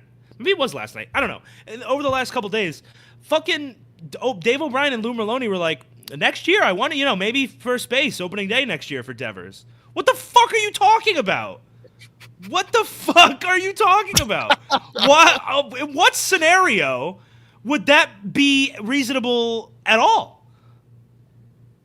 The calculus to me with it now is like if you're gonna move Devers to the infield, you're gonna bring in a better DH. Yeah, that's the thing. No, you're not. gonna need- Who are Who's you? out Yeah, there? are you? That's what I'm like. You bringing Schwarber back? That's what I'm. Yeah, yeah. That would be the one I would be all right with. I The guess. one guy where you're like, oh no, maybe that makes sense. You But need no. a guy who at the very least, can feasibly give you like a 130 OPS plus. At the very least, if you're also going to... Yeah, and even then, I don't... even still, I don't think he's out there. even then, because then Exactly. you're still putting a minus defender back in the... I just think it's beyond stupid. But also, I don't know there's why a it's still a non-zero chance. conversation. There's a non-zero chance think that too- guy is a first baseman to begin with. You know what I mean? Right? I think the bat? to Lou and Dave's point, I imagine it's just a lack of creativity. They're just thinking ahead and be like, yes, we still need a long-term solution at first base. There are clearly better options than Devers. I just think that's a matter of like, I don't know, like Devers is still a corner infielder. Sure, throw him there. I just think shows like it's a lack of creativity. I don't think shit they're pisses me I don't off think so they're bad. genuinely assuming like unless There's it's like enough- an actual EEI. There's head, enough high-end I'm like, talent, high-end position player talent in the organization. I mean, listen, Fitz, I'll say it for you. I'm leaving the light on for Tristan if he's healthy in spring. Like, I don't know. I mean, Reports you know. indicate that, yeah, I mean, it's painful for him right now, but there's hope that he could be ready for opening day. Now, granted, Yeah, there's like- a difference between being ready for opening day, Yeah, like right. full game strength, but then to also get back into the swing of things. Like, if you're putting Casas into the lineup right back at first, that's great. That means the recovery, the rehab, you name it, has all gone well. There could be some growing pains, well, not growing pains, but pains to be reintegrated right back into the lineup as you're seeing the live pitching again, to no fault of his own. But that's just You know the what nature of it. I want to next spring, and I want to make a point of this. I think the Red Sox as an organization fits up. We'll touch on that in one sec. I think the Red Sox as an organization have sort of fallen into this line of thinking where like spring training, they almost like don't care about it. I've noticed the last couple years they're like, like the vets will get in, like we'll get them in, and you know, and the stats don't really matter. I think it matters. Like this has happened several years in a row where like guys have a shit spring and you throw it out and then they're shit in the first couple months of the season. Like it's important to get up to speed. I don't know why they act like it's not. Yeah. What's going on? Why aren't you guys looking at the screen? Sorry, I hate to interrupt this, but this is the Brian Bayo is he's on a knife's edge right now. 91 pitches, 4 2/3. There's men on second and third. 2-2 count. 2 outs. Oh man. We're on a knife's edge. Will he be tweeting Will he the get Patrick through 5? SpongeBob alley-oop another early exit for Brian Bayo meme? Time will tell. Will he say it? Well, while we wait for that, Adam in the comments says, given what they were doing with Campbell, there's clearly just no plan. Yeah, I mean, I'll speak for I agree with myself. that. I have no fucking idea why that was even a thing that was being considered. And Brian Bayo strikes out Jorge Soler. Wow. Well, there you go. My stream is Red behind Sox yours. fans He have made longed it. to hear it. We should tweet that. I'm gonna go tweet that now. I'm gonna pull the video. Well, while you tweet that, I'll kind of fill into the gaps of what you're saying. I think, yeah, on the surface, it doesn't make a ton of sense to put Campbell there. I think it's just the nature of the situation to just keep all options open when all hands are on deck. Granted, my honorable mention for fuckwith for the week, I was considering it, is Abraham Toro, who's been doing a bull! very fine job. Toro, Gary, Toro. Love what he's been able to do at first base given the circumstances. Do we expect that to continue throughout the course of a year? Probably not, but that's okay. He deserves his flowers for that. Ben says more than a feeling video time. Yeah, if Jake doesn't tweet that is what I just tweeted. there you go. I was gonna do it from the personal if you didn't do that one. But yeah, I mean, Campbell should be playing second base full time in the long term picture. I mean, this year, right now, the last week or two was a little bit of a different situation, but the athleticism, I think he can figure it out at second base down the line. I think people are being a little strange about Campbell, like all things considered. Like he was in single A a year ago. Yeah. He's played like 45 games of Major League Baseball, and like he has a rough patch right now. But like I saw people suggesting he goes back to AAA. Like what good does that do? That's out of the question. Like this team isn't good enough. Legit, shoot to his be like- confidence. Yeah. That's great. I have Yeah. no fucking idea why. While the team is going nowhere fast, don't have him. That's what I work out mean. big Like, issues what in the difference does it majors. make? Yeah. No, I still have very high hopes for him, and yeah, Fitz, absolutely. Like, when his bat, I'm gonna say when. I feel confident in him. When his bat comes around, that's a much more valuable second baseman than first base. He just has to be like fine at second. I don't need a Gold Glover over there. I don't. No, Well, I'd like it. I'd like it. I don't need it. I'd like a lot of things, Jake. I'd like a lot of. I'd like a winning baseball club. Yeah. Should we hit the Leo, break? you said it, brother. Roman Anthony apparently just hit a game-tying home run in Worcester in the 9th inning. Let's get that extra year of service. I mean, we'll just touch on this quick. Yeah, that's correct. UMass Reindeer also pointed it out earlier in the chat. But Oh, my bad, UMass Reindeer. Friend of the show, UMass Reindeer. We linked. big time. Yeah, if anybody is unaware of the whole Roman Anthony thing, if he doesn't come in first or second for Rookie of the Year this year, the Red Sox get an extra year of service time. Well, they don't lose a year of service time. And I think this team is not good enough to lose that 2031 season. You could just be, and maybe this is a segue into the third and final segment given the voicemail that we have on deck. But just a final thought before we hit that break related to this. You could, I understand players' motivations are different, but you could stop the mumbo jumbo of, ooh, are we going to lose a year of service time? If you just pony the fuck up and give him a pre-arb extension. I don't think he's even remotely interested in it. We have no idea. Well, I kind of think we do because it would be done. This front office. I think. Has anyone asked Roman Anthony? Genuine question. I don't know. Has anyone asked him? Could have been us. I think in the spring they said. Well, I remember them talking about it, but I don't remember if a number had been put out. But I have no idea. I'm just saying. But on the flip side of that, what I do know for a fact is that this front office moves in silence like lasagna. Real G's. They have been working in the shadows all winter, or they had been rather all winter. So maybe they are having those conversations. I have no idea. I don't know. No way Here's for me what to I know. know from Nesson, state-sponsored media. The Boston Globe's Alex Spear reported in early March that the Red Sox had shown interest in discussing a long-term deal with Anthony this spring, but with what Anthony had to say recently about contract talks, it doesn't look like a deal for the 20-year-old outfielder will come anytime soon. Not anywhere significant at all. That would have been a great banner. Did I make that? Anthony told EEI's Rob Bradfeld this past weekend. For me, it's not really anything I'm thinking about. I think those guys were probably pretty far along in the spring and going into the season as far as my knowledge of it, but as far as mine goes, nothing. And this was April 14th or 15th, April 16th. So there you go. 2 months ago, but it's the most recent thing I'm finding. And it's not I think it's going to be like that Bobby Witt sort of thing if it's going to happen. Like he's going to play some Major League Baseball and then you give him $200 million. Yeah. I'm fine with that. If I'm fine. No, me too. If he pans out hitting similar to a Bobby Witt Jr., then yeah, we can. Yeah, like I don't think you're getting that Yeah. Christian Campbell rate for him like that. Nah. Grabbing those low. I mean, also like Campbell came up so fast too. He's probably like, yeah, different 6-0? circumstances. Here I come. yeah. But even at some point, for a guy who would still be in pre-arbitration or just making his debut, there is a number.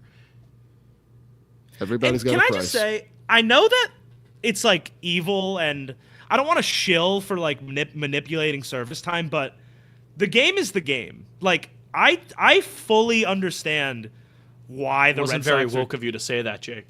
No, it's not woke, and it's not very like player empowerment or whatever. But like, I fully and completely understand the Red Sox viewpoint here. Like this team is mid at best.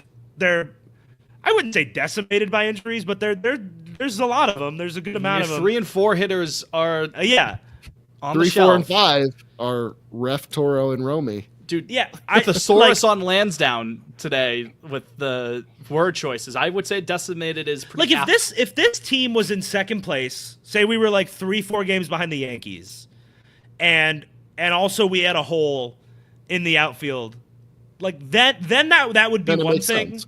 Yeah, but as it stands, we kind of stink, and we have 3 solid enough outfielders. Like I don't know. I just don't. Everybody's so understandably heated about Roman Anthony still being in Worcester, but like, I don't know if you're prepared to reckon with losing a whole year of him for him to play 90 games on a shitty 2025 Red Sox team. Like, I get what if you he mean. comes and out- I'm thinking of like top prospects in recent memory. All right, so Bogarts comes up in August of 23 because you basically had no third baseman. Well, to be fair And- though, Liam, the Rookie of the Year thing is new. Yeah. Well, no, I know, but I'm also just thinking in terms of like, all right, it makes sense to call up Bogarts. The team's a contender. You go to 16, Benny comes up. Like your third outfielder was basically Chris Young, who crushes lefties. Good for him. But, Brock Holt, all right, respect that- Brock Holt. That first Also- half of 2016. Sure. 17, But yeah, we didn't it's have a like- third baseman. Devers Right. came So up. Devers. So like, and all those teams were contenders. Shocking. Yeah. Shocking. Yeah. So yeah, to me, fine. Whatever. One thing that I think does get lost a little bit in the Anthony call-up conversation. I understand the fears of losing out on that extra year of team control. I do get it, and you're right. I agree.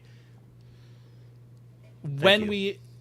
The royal general Red Sox Nation fandom, when we bring that point up, we're kind of just assuming he's going to be first or second in Rookie of the Year voting. No, None of these things we're are not. guaranteed. No. If you look, You at the can't leaders, take the- you it's like cannot take Narvaez that is like risk. second, right? Yeah, In You terms of cannot WAR. take the risk of that coming to pass. I Fair don't enough. know. Maybe he stinks this year, but you can. I don't think with a player like by all accounts a generational hitter. It seems like. I just don't think you can take that risk of him playing 90 games for a shit team to lose a year of his prime. I I get what you mean. I also don't think it's acceptable to not be fielding the best 9 that you possibly can right now. I agree. And this Both can be stems true. back Both to the can be conversation true. we had at the Both top can of the be true. show. Jake, you said that like you're reckoning with this being a rebuilding year, and I am saying nay. I resist. I mean, And it's I'm also on- I I'm resist unfortunate- Orange I'm Cheeto on the Man. bridge I as a resist. It's also terribly unfortunate that the way the team is right now, the whole entire if Roman Anthony played infield, he'd be up a month and a half ago. like he would it's- have been up September of last like year. of the good players And if on wishes the and butts were major candy league and team nuts, right now, you know. of the 9 batters on the major league team right now, the 4 good ones I would say are the 3 outfielders and the DH. So it's like, and the catcher and Narv. So it's like, tough, I guess. I don't know. Like, it's not an easy. Yeah, it is really dark. Alexa, turn on the light. Jake podcasting with the apartment looking like London in Killed the me. 40s. Yeah, Jake's living through the Blitz Blitz. right now. Yeah, he's hearing the sirens. I'm It's in the him and darkness. John Lennon. Keep calm and carry on. Yeah, I'm in the darkness. yeah. I was molded by it. Yeah, I don't know. Darkness is your eye. Yeah, I don't know. August. We'll have fun in August when he comes up. We'll have fun. August. July, maybe the end of July. I think the end of June. I wouldn't call him up before the 80th game. I think that's a fair. So what is that? That's probably When that's is the end of June 80th then. game? Because we're on game 63, I believe, right now. Okay, yeah. So you're So seeing I by the end of this month. So 3 Like, 'cause weeks I- from now, yeah, which I don't. is I like don't. June. Well, all right, Fitz. Do you want to roll right into trade talks? Do you want to throw it to break and we can kind of break Let's this throw down? it to break. Let's listen to this voicemail regarding the front office, and that can kind of set the table. Does it make Yeah. sense? Yeah. Let's do that. We'll be right back. Pod on Lansdowne, third and final segment. After the break. That was my Ryan Seacrest. After the winner the break of This American is Idol Pod is on land. coming up after the break. Could be like a Ryan Seacrest type from BoJack Horseman as well. What was that? What was that outro music they always played? It was like yeah. I would make that the outro music, or the in between segments music for us if I knew that we wouldn't get copyright strike. You know what I mean? Yeah, that's fair. Anyways, back after the break. Bayo's still out there. K-Bird going quality start watch. 100, Right? 100 pitches, 1 out. Man on first, though. Ben with the vote for the worst. Sanjaya. God, that was Iconic. special. My mom loved Sanjaya. Jake went. Oh, you know what? Idle talk would be good for the show. Do we sit on that for Yeah. Pot Off Lansdowne? Jake, I'm putting you in charge of bringing back up the idle talk because that would be some good content. But oh,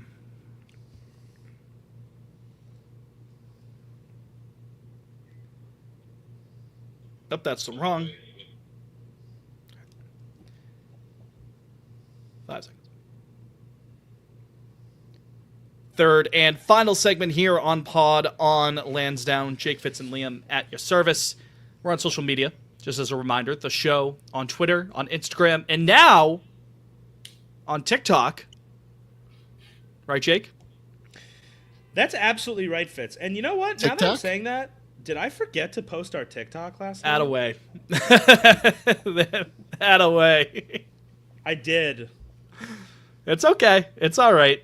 It only just New started. platform. It's an emerging platform. Oh, Yeah, you know we're what it was? It was because you did like the joke and then the real one. I think I got. Oh, yeah. I think I checked out after the. All right, well, whatever. Hand up on that. That's my. Fits Bayo, with pump fake. 2 outs in the 6th. But yeah, at Pod on Lansdowne is the show. I am at Fitzy Mopena. Jake is at Jake Wallinger. Liam is at Liam Fantasy _ Bayo goes through 6. Quality Damn. start. All right. I mean, you know, the 3 runs aren't great.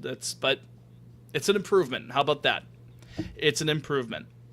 We got another voicemail, again, 617-420-2431 if you want to be part of the show through the voicemails.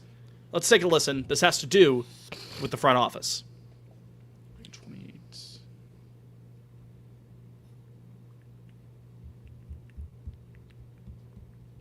Making my timestamps so I can go back and edit the show. All right. Hey fellas, how's it going? I just wanted to get your thoughts on something I've been throwing around in my head, and that's that, you know, I think the idea behind getting rid of Chaim and bringing in Craig Breslow was that you would still get all the nerdy analytic stuff that Chaim brought, but Breslow being a former big leaguer, he would have more feel and know how to, you know, understand what guys were dealing with in the clubhouse at a deeper level than Chaim could have. And I think what we've seen has been the exact opposite of that. And I think that really is, you know, one of the main storylines behind why the Red Sox are underperforming so drastically this season. I mean, you just think about the Rafi situation, the complete lack of communication over the offseason about potentially bringing in Bregman or Arenado. You know, depending on some reports, might have even just lied to him and said, no, we're not interested in doing that. To then, you know, letting it fester and roll over into spring training, not even really having him take ground balls at first or at third after a while. So in case Costas or Bregman went down, which now they both obviously have, you could have, you know, still have him fresh and able to play the field. Totally bungled that situation. Totally bungled everything with the prospects, especially, you know, Meyer and Anthony's seeming inevitable call-up being dictated by performance at the big league level or injuries at the big league level instead of giving them the time to develop and turning it into a situation where these guys have so much pressure on them to now be the saviors of the team, which is just totally unfair, even for prospects of the caliber of Campbell, Anthony, and Meyer. So I don't know. That's a thought I've been kicking around my head. Haven't been able to get it out. Love the show. Love what you guys do. Hoping for better days ahead for the Sox. But yeah, Craig has no feel. I'm curious about your thoughts on that. Thanks.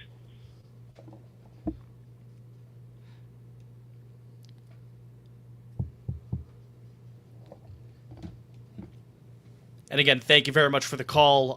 Some of the topics there we've sort of touched upon over the past hour and change, almost hour and a half of this episode. And that was actually a voicemail from last week. We just didn't have a natural way to talk about it, but more of a natural segue to that conversation now regarding Craig Breslow and the front office here. Gentlemen, you heard the voicemail there. Liam, what say you on it? I do believe there's some truth to it. In terms of, I think, the Devers situation now, I think there was insight we got, whether it was yesterday on Monday or over the weekend, where it seemed like, I'm trying to remember who reported this. Maybe it was McAdam, but the fact that it was Breslow who directly came to Devers to make that request about possibly playing first base, and keeping Cora out of it almost as a means of protecting the relationships in the clubhouse between the manager and player. So I'm not sure after seeing that stuff recently that I can say he doesn't have any feel at all. Does it still feel like there's some strange communication going on between the front office and clubhouse that you would have thought would have been cleared up by the fact that he was also a major league player? Yeah, like things still seem funky on that front, but I don't think I'm ready to totally. If you'd asked me a week ago, I would have been like, yeah, I don't think he has a feel at all. But really, it's just that recent nugget we got that leads me to believe he's more strategic about it than we think. Moves in silence again. Yeah. Literally moves in silence by not communicating. So, I don't know. I think I'm back to being like, he's hard to read as opposed to, oh, he royally fucked this up. If that makes any sense. I'm sort of two minds on this, where I think so first of all, I think everything is amplified, and this isn't necessarily Craig's fault, but like this is the 4th year in a row of being mid. Craig, I would say Craig is not really responsible for any of those yet. 24 wasn't really his team at all, and this team, his big, like, I don't know, his 2 big acquisitions were both gonna be in the All-Star game, and then one is, it fucked his quad up and is Lord carry him now. Yeah, so I mean, I think it's a little unfair. Like, I think he's mostly done a good job, actually, but everything's amplified because, like I said, this is the 4th year of being a meddling club, and then where I kind of fall on this is like, I almost don't really care if the GM has a feel for the clubhouse or not, and frankly, it's probably better if he doesn't. As far as like I think when GMs get emotional is when they fuck up. Like, for example, One-Heim Bloom famously couldn't make trades. Up, Seti. What do you do? Tie game. Bomb? Tie game. Let's go, Seti. Sorry to interrupt. Wow, Seti's kind of cooking right now. Fucking pissed all over that ball. My goodness. And we'll get into that in a moment, I'm sure. Heim was obviously an emotional dude. Like, remember when Xander signed with the Padres? Just give me a minute. Heim had a 1,000-yard stare going on. It then took another minute. Let me see if I think I still have that in my camera roll. So I actually like when a GM is kind of cold-blooded and isn't like, oh, what's everybody thinking? But the Devers thing obviously is unfortunate, but that's great if that's true that he inserted himself to maintain the core relationship. That's awesome. That's what I would want.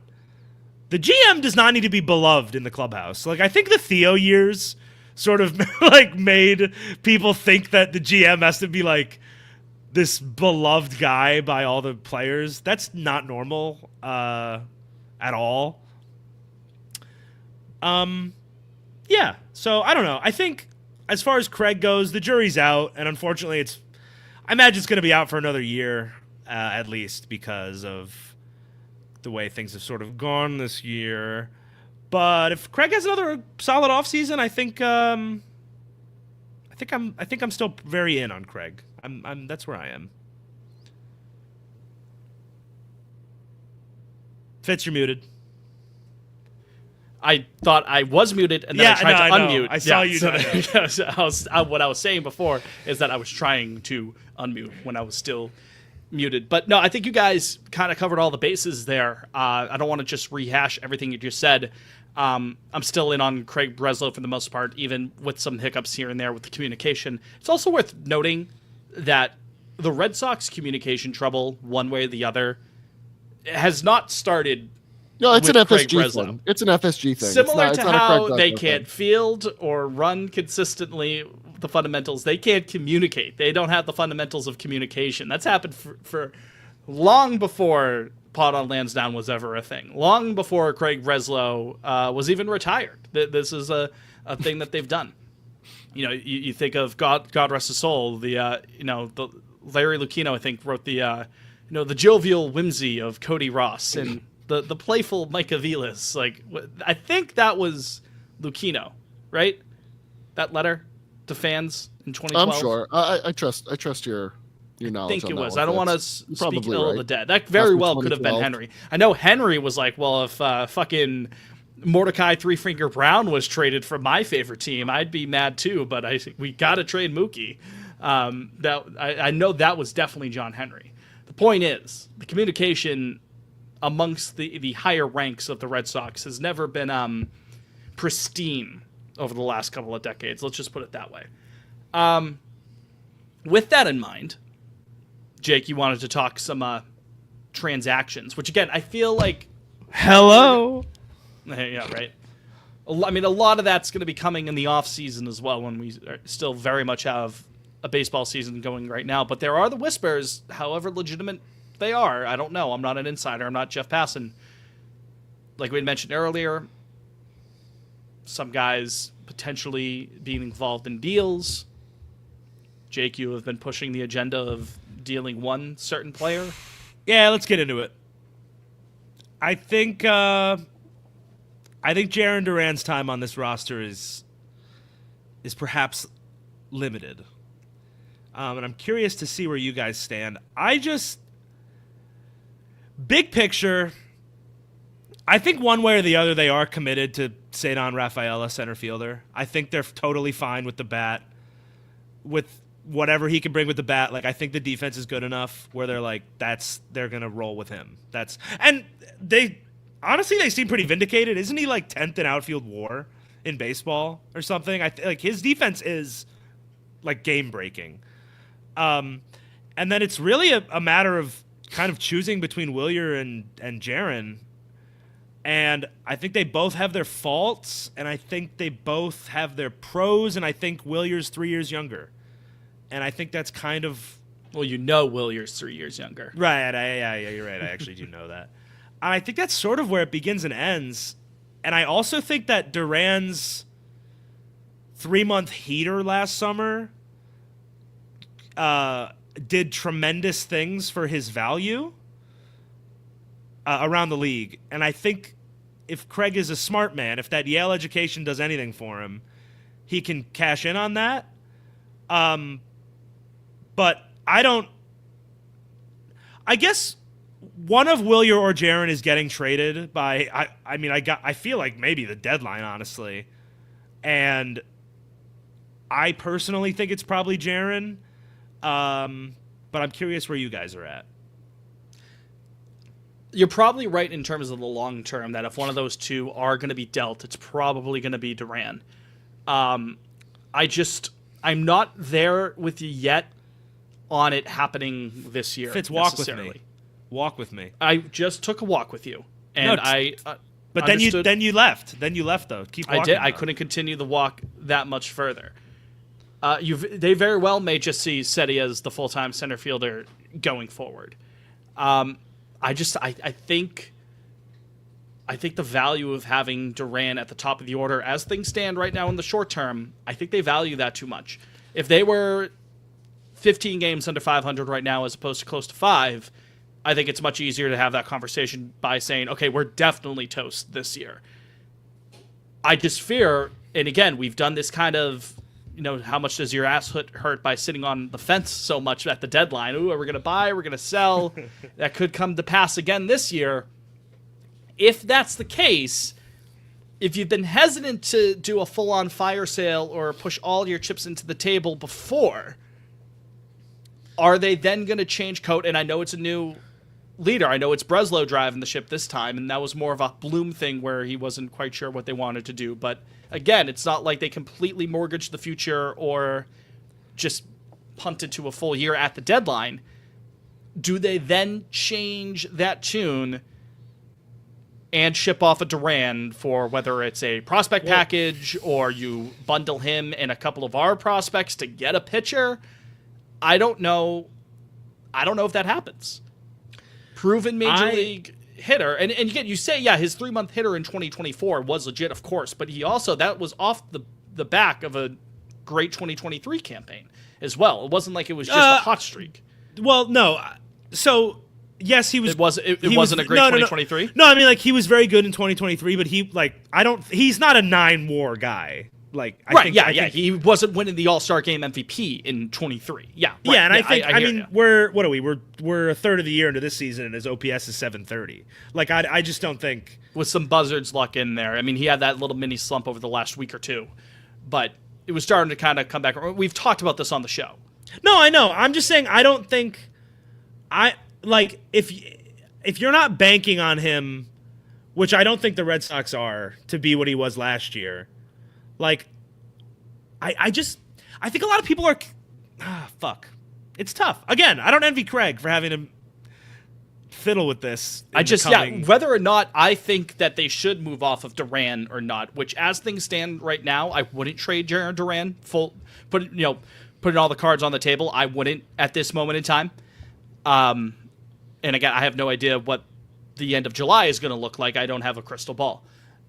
We still have Fitz, what would 2 months. before you look right now, what would you guess is the difference in OPS separating Jaron Duran and Cedar Rafaela? Well, K-Bird just mentioned that Seti's OPS is now north of 700. And I just said it was 737. Yeah, so I'm going to guess about 25 points as it stands right now.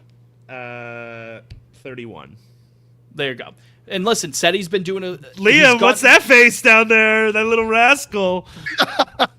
Well, let me just say... What's he thinking? Cedar, to his credit, has gotten back. He kind of faltered there for a bit, chasing too many pitches, but he's kind of gone back to it. In the at-bat you just saw there, he dragged that at-bat out, and he got the pitch that he wanted and fucking clobbered it.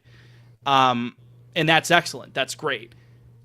And he's absolutely one way or the other going to be in the plans, not only for this year, but also for 26 and beyond. I mean, obviously, with the contract. It just... Yep. Sorry. Yep, Jaron double. Well, so that OPS just ticked up a little bit more. So I'll say... Right. Yeah, I'll say you know what else ticked up? That trade value.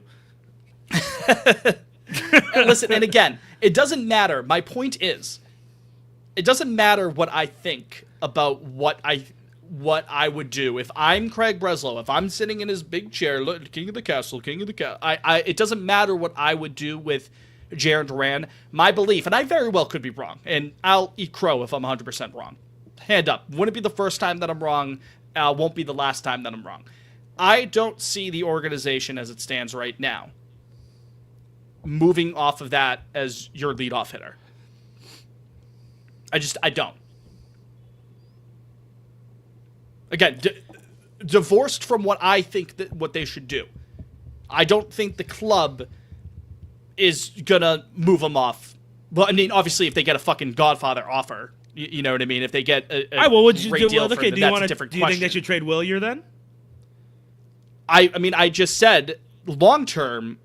At the start of my kind of point here, I think if one of the two is going to go, I would probably send Duran packing. But that's for the long term. I'm saying, but I think stand right now, Fitz, God bless you. I think that's a little bit of a cop out considering they're the I don't think so prospect at all. The number one prospect in baseball needs a position in like 30 days.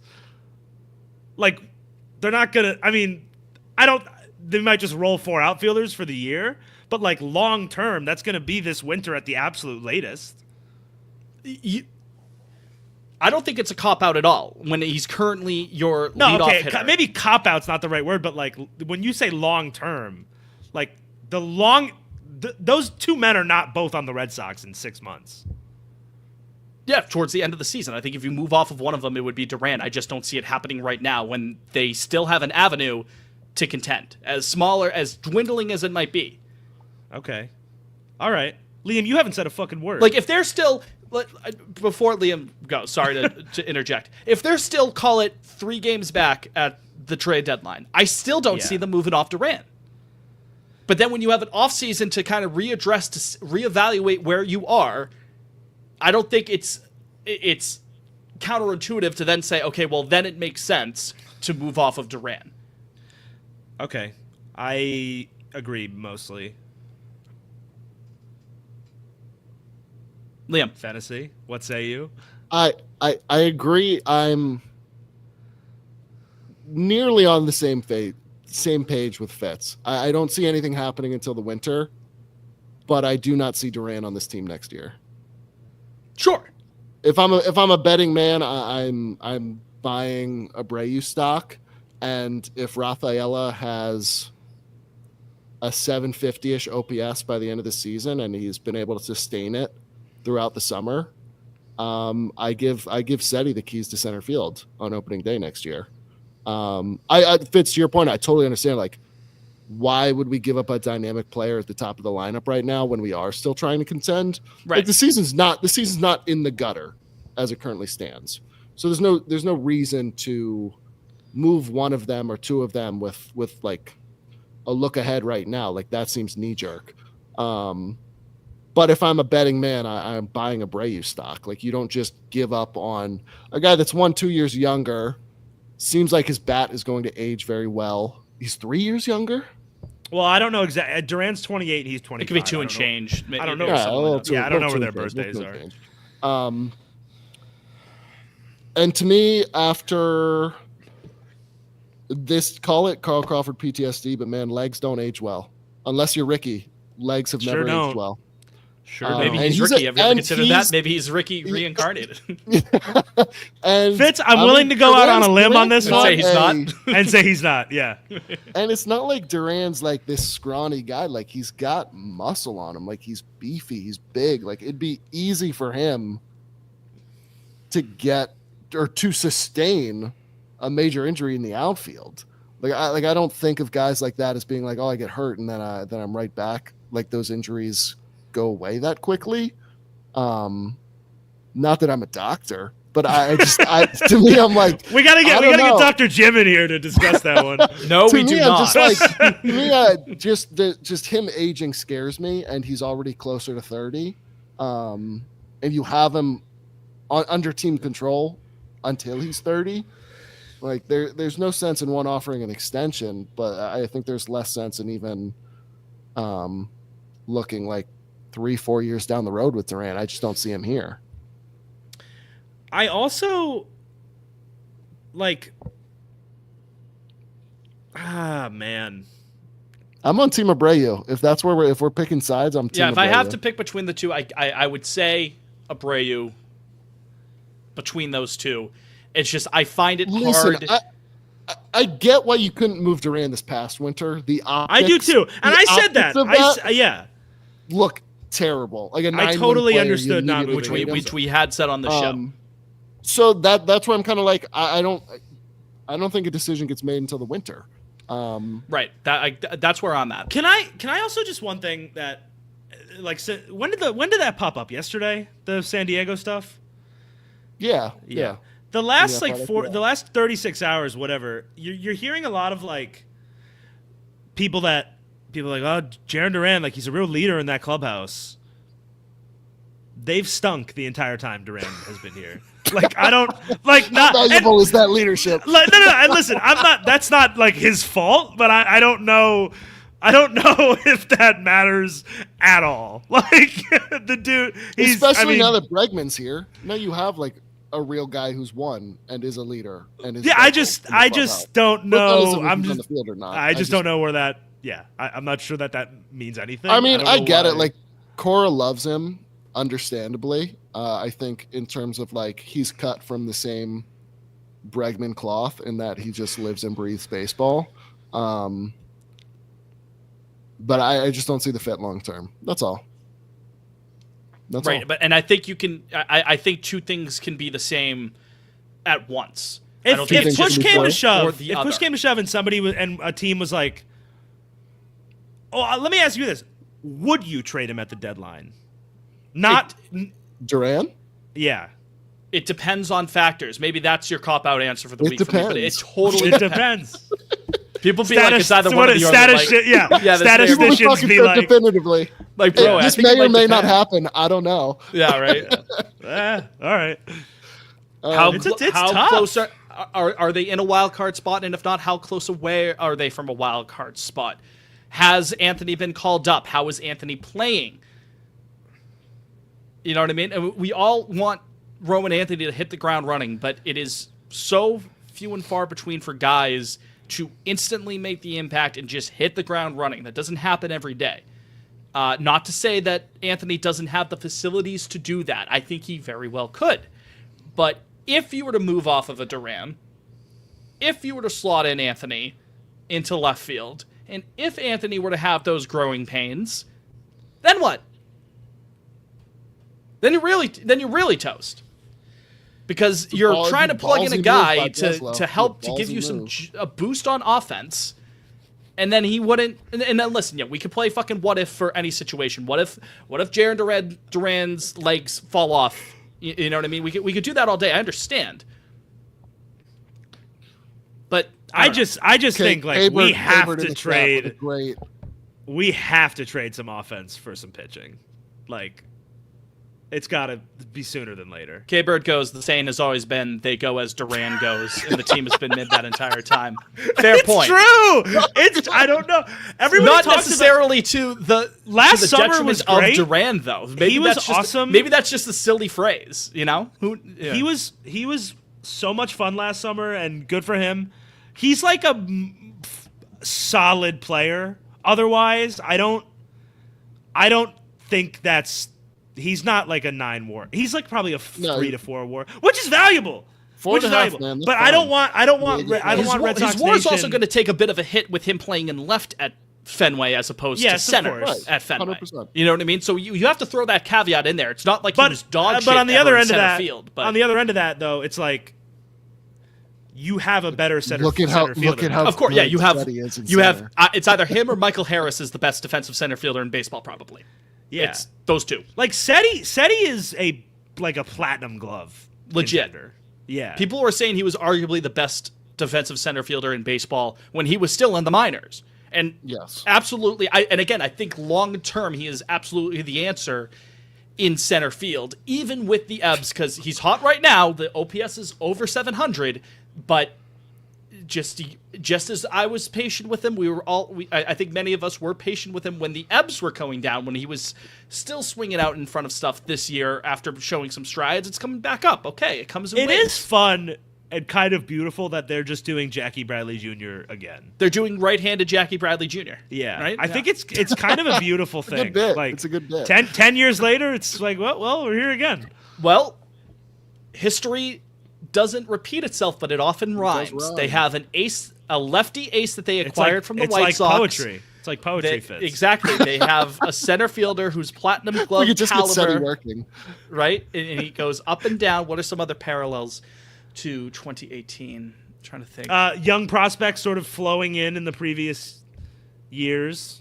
Yep, one of which is a left-handed hitting corner outfield with brown flowing hair. Wow, yeah. Inspired. Wow. All right, yeah. We actually got 2 of those guys. Yeah, one of those Mariners, outfielder, boys is coming home with me this offseason. Brian I Wu, don't you.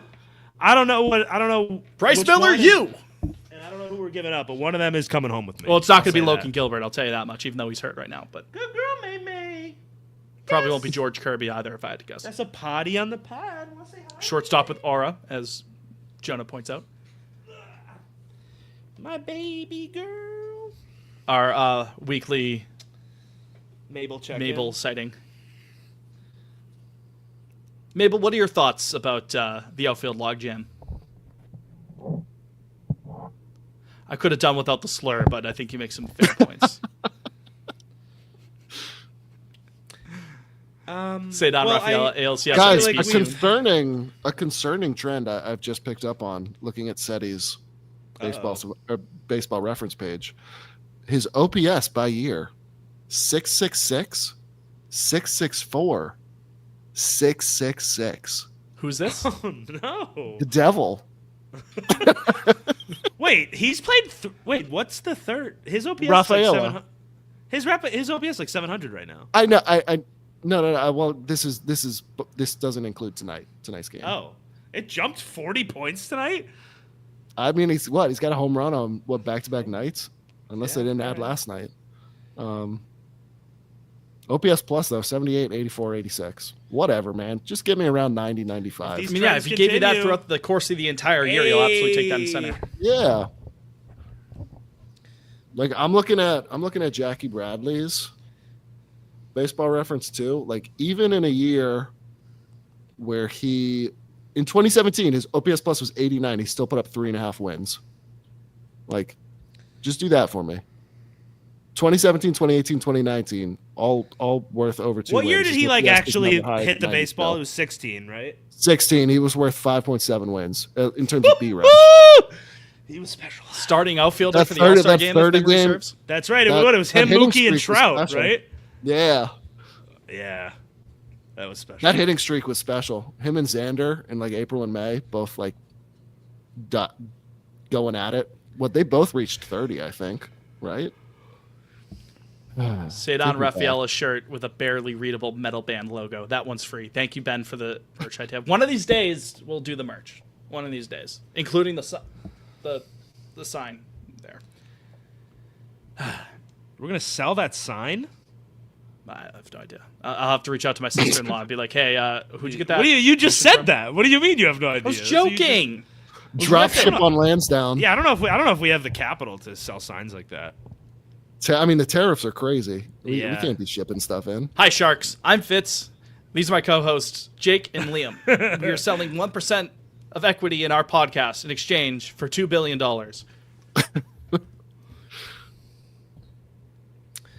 Well, speaking of TV shows, reality shows that currently air on ABC, in between the breaks, we were talking about American Idol, and I want to continue airs that on conversation. NBC, but I'll allow it. What? I think Yeah, Shark the Tank reruns airs are always on CNBC. NBC. But they actually air new episodes air on ABC. Oh, Shark okay. Tank? Correct. Really? CNBC just has the syndication rights for it. Interesting. Interesting. You dumb fucks. But we were talking about American Idol, and I wanted to see if there are any more juice that we can squeeze out of that I lemon. don't have that much there, I'll be honest. I was the season. 5 I minutes watched for pot off I Lansdowne. watched Listen, season you guys do this. 6. I gotta pee anyway. My 4 beverages are hitting, so I'll be right Okay, back. you go. Fitz, what years? I watched season 6 and 7. I think. Oh, was what I mean, I related couldn't to. tell you what year, Which lines was up with the Jordan, season the number. Jordan Sparks year that's season 6. All right, give and me a then second. the Let me look up the And winners. then the David Archuleta, David Cook year was season 7. I did watch that one. I was locked the fuck in for both of those. And then It was so I special. I coming into actually, school the next day. true story, I talking about cried. Idol. I cried when David Archuleta lost. Oh, you're a part of the Archuleta Hive. Sure was. Damn. I cried real tears. My mom was series like, synopsis. comforting How do me. we find winners? Oh, there we go. So I probably watched. I mean, I was early on. I remember vaguely the Fantasia year. So that's season 3. Wow. Definitely yeah. watched Carrie Underwood. Definitely watched Taylor Hicks, Soul Patrol. Taylor baby. Hicks. Yep, Jordan Sparks and David Cook. I would say the last year I was on there was probably Chris Allen. Maybe Lee DeWise I was kind of popping in and out of. Chris Allen beat Adam Lambert. Yes, that's that. Chris year? Allen beat Adam Lambert big time. You talk about a huge miss there. Adam Lambert should have won that. Are you kidding me? Yeah. Chris Daughtry Yeah. losing was a travesty. K-Bird, that was heartbreaking It's news not for over. moms in middle America everywhere. Chris Daughtry was absolutely robbed. You want to talk about someone else who was robbed of American Idol? I don't remember what year she was in. Melinda Doolittle? Do I Jennifer have my- Hudson, dude. Jennifer Hudson. Oh, absolutely. God. Yeah. Are you kidding me? Jay Hud. Melinda Doolittle was I forget what year that was, but Yeah, I don't remember she was what year she was either. sensational. Sanjaya also robbed, but that's a different conversation for a different day. Yeah, I was a big David Archuleta guy. Philip Phillips. Philip Home. Phillips, get out of here. Home, Adam. Get outta here. sneaky Home might have the second most staying power of like any American Idol artist Song? song. That off the top of my head, I'm not sure if I agree, but it's a. I mean, it could. Kelly's got like 5 of them, so she's her own kind of thing. Kelly and Carrie are obviously I mean, No, Kelly I was Real gonna Star say- are carrying. The yeah, thing. but Carrie's evil now, so we don't talk about her. Yeah, I mean, yeah. Carrie, She's a nasty woman now Nasty these days. But after them, I think "Home" is probably the biggest song, right? it's up there, right? I mean, People some of love Daughtry's stuff as well. Daughtry had a couple. Dude, "Home" was like every that shit was everywhere. It was everywhere early 2010s. Yeah. Jonah makes a great 2012, point. First of all, 2013. it's still on ABC. Yes, it is. Sure is. Also, Ben saying William Hung robbed. True. Absolutely. True. Remember the other two William guys who Hung, were robbed? come on the pod. Number Come on. one, The pants on the ground guy. pants on the ground guy. Do you remember the guy, the I am your brother guy? I am your brother, Ooh. your best friend forever. You don't remember that? I don't. That was No, I another don't one. But pants on the ground guy fucking ruled. Sorry, Shout I'm out to sorry. Well Time out. done. Let's take a time out in the chat. Riss is saying she's still an avid Idol watcher. She is. Yeah. Wow. There- Big time. I didn't Big know time. that is a demographic Exists. that existed. Yeah. She bang. Christy goes, remember Kelly Pickler? Yes, I do. Wow. Didn't she die? Yeah. No, she's still kicking What? as far as I know. Oh She my had a couple God. country hits. I remember she on Idol sang "Suds in the Bucket," which is a great song. But Jonah, That's back to still alive, Jonah's 38. point. Jonah made a I great thought Kelly point. Pickler died. Funny how almost no one from the million seasons of The Voice on NBC is remotely relevant. Jonah, that's a great point because I've often thought this myself. We could sit here. I would be willing to guess that we could probably name 15 people who didn't win American Idol. Maybe more. Without help from the chat. I might even block the chat. But we could name a good amount of people who had not won Idol.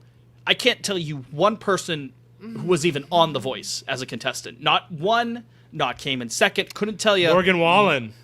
I couldn't name you two. Oh my God. He was the voice. Yeah. I couldn't name two. How about that? I wouldn't know anyone else. I don't think. Christy goes in terms of Wait. Kelly Pickler. Didn't die, Whoa, just whoa, whoa. Republican, I believe. Time out. Who died then? Who died? Because I really thought Kelly Pickler died. Michael Johns died. I remember that. Michael Johns, that guy from Australia, he was good. I don't know. He was on one of the seasons. I don't know. Dude, who I was that an is. Idol head for I a don't couple know of who that years is. there. Like late Michael elementary John? school, early middle. Melanie Martinez, believe. Rest in peace to Melanie Martinez and Michael Johns, if that's it. I don't. Oh, you know who I'm thinking of? You know who died? Oh no, maybe it's not. She had like a stalker, right? So this girl I'm thinking. What? Oh, I think she was on Christina I think she was on- Grimmie. That's right. I think she was on The Voice. She was on The Voice. I believe. That's what I'm Yeah, thinking of. That's not who I was thinking now of. I remember that. That was awful. I definitely thought somebody blonde that looked like Kelly Pickler died, but I seem to have made that up in my head. Maybe. And Cassidy Pope also be mentioned. Rest in peace of Cassidy Pope, if Cassidy Pope. Yo, when was Steven Tyler a judge on Idol? Oh! Seasons 10 and 11? Yeah, okay, sure. Mariah Carey was a judge. Nicki Minaj? They had a Judge time was where they cycled them in crazy. and Ellen. Holy shit. Ellen. Ellen was a. That's right. Ellen was a judge. That was like right after the golden days.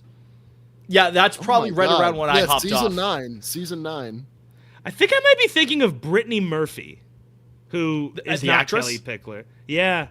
From 8 Mile and Happy Feet, and what's the one with Dakota Clueless. Fanning that she's in? Clueless, Oh, yes. Well, that's not with Dakota Fanning, but She does have one with. My sister loves the movie. I forget the name. Girl off the top of my head. Interrupted. She had a great career. No. Yeah. God Cara rest her soul. DiAguardi. Great pull by Botsy. Yes. Who is that? She was like. She was I think- season 8.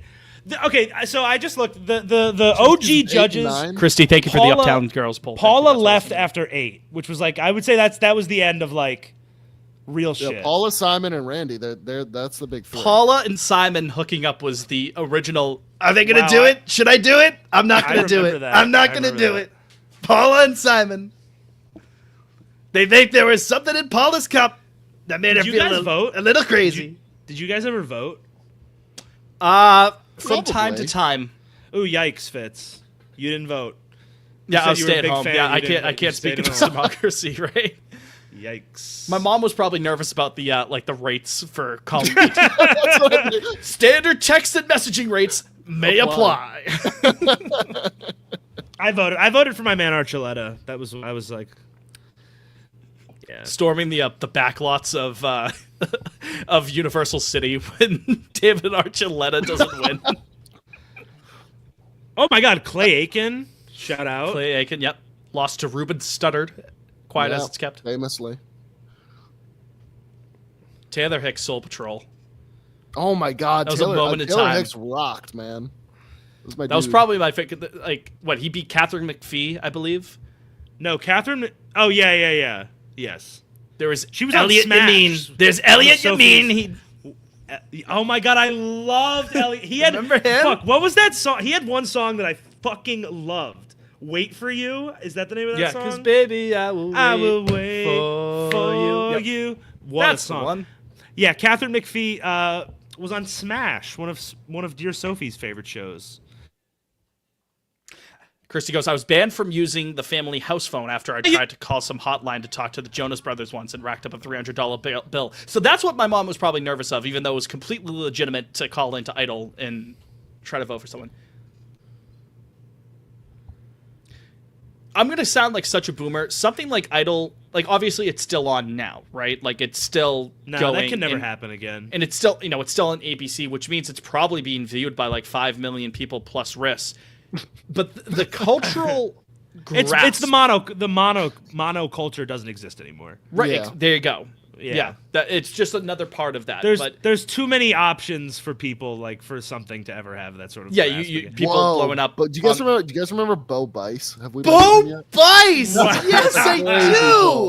The crazy Wow. Bo Bice. Wasn't Ruben in Scooby-Doo 2 Monsters Unleashed? He's in it, isn't he? Like I know. pull. I will say, or am I Simon thinking of Cowell plays Sugar Ray? Sugar Ray's in Yeah. the first one. Yes, at Is what are they? Ruben What in- was that Spooky island? Island, called? my Spooky brother. Island. Yeah, of course. I love that movie. I will I love say both Simon movies. Cowell plays a major role in the most recent animated Scooby-Doo movie that came out like during COVID. It was so bizarre to me. I didn't know he still had cultural relevance. Ruben does appear in Monsters Unleashed. I just looked, so thanks. Hell yeah, good for him. But yeah, monoculture not being a thing anymore. Like we're never getting the Shrek 2 sing along moment ever again. It's never gonna hit the same. Oh my God, the DVD. No. When Simon declares himself the winner, That's the and sings DVD, My right? Way? Yeah, the DVD. Yeah, Yeah. we all had that DVD, man. We sure did. Oh my gosh. God, are we a fucking nostalgia podcast now? We are. Dude. Fitz, we always have been. 2000s Always have been. kids remember. Only the 2000s kids, right? Yeah. Only 2000 kids remember the financial crisis. Yeah, right? Well, hey, you guys got to go see Friendship. Oh, I need to see on it my so list. bad. I want to see You it two so would bad. you two both eat it up. I know. I would die. Love me some Tim. Connor Paul Rudd as O'Malley. well, but Connor O'Malley has a very small role in it, and he has one of the funniest lines I've ever heard in a movie. Connor O'Malley is fucking hilarious. The pipe rock theory. Yeah. Did you watch that? So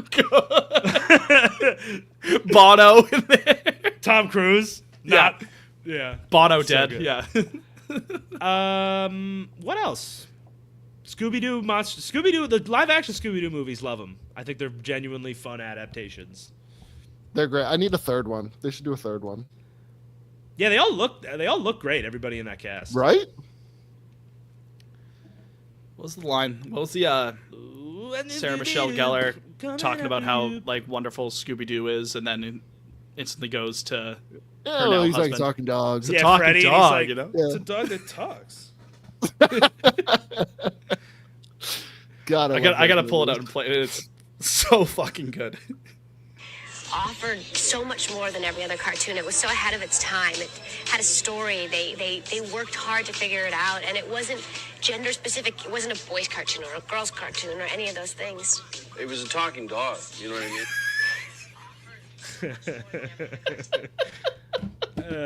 And they're still married. They're still married to this To day. this day, love That's beautiful. Love still exists. God. Do you think they rehash that conversation like when they're mad at each other? They're just like sitting there. Freddy, what's that face over there? Nothing. Freddy.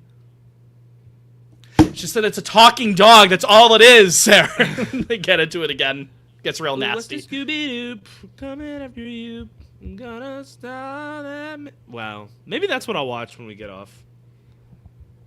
Not the end of this Red Sox game, which it's still we haven't been talking about the Red Sox in some time now. It's bottom 8. Trev, up at the plate, 2-2. Trevor Story, can you do me a favor? Hey, how did he get on earlier? Was that a single? Oh, he walked. He walked earlier There you go. before Seti. Well, Seti's 3 for 3. by the way. 590. That- 590 on the up. Oh, another single for Trev. Wow, what do we now? 596. Watch out.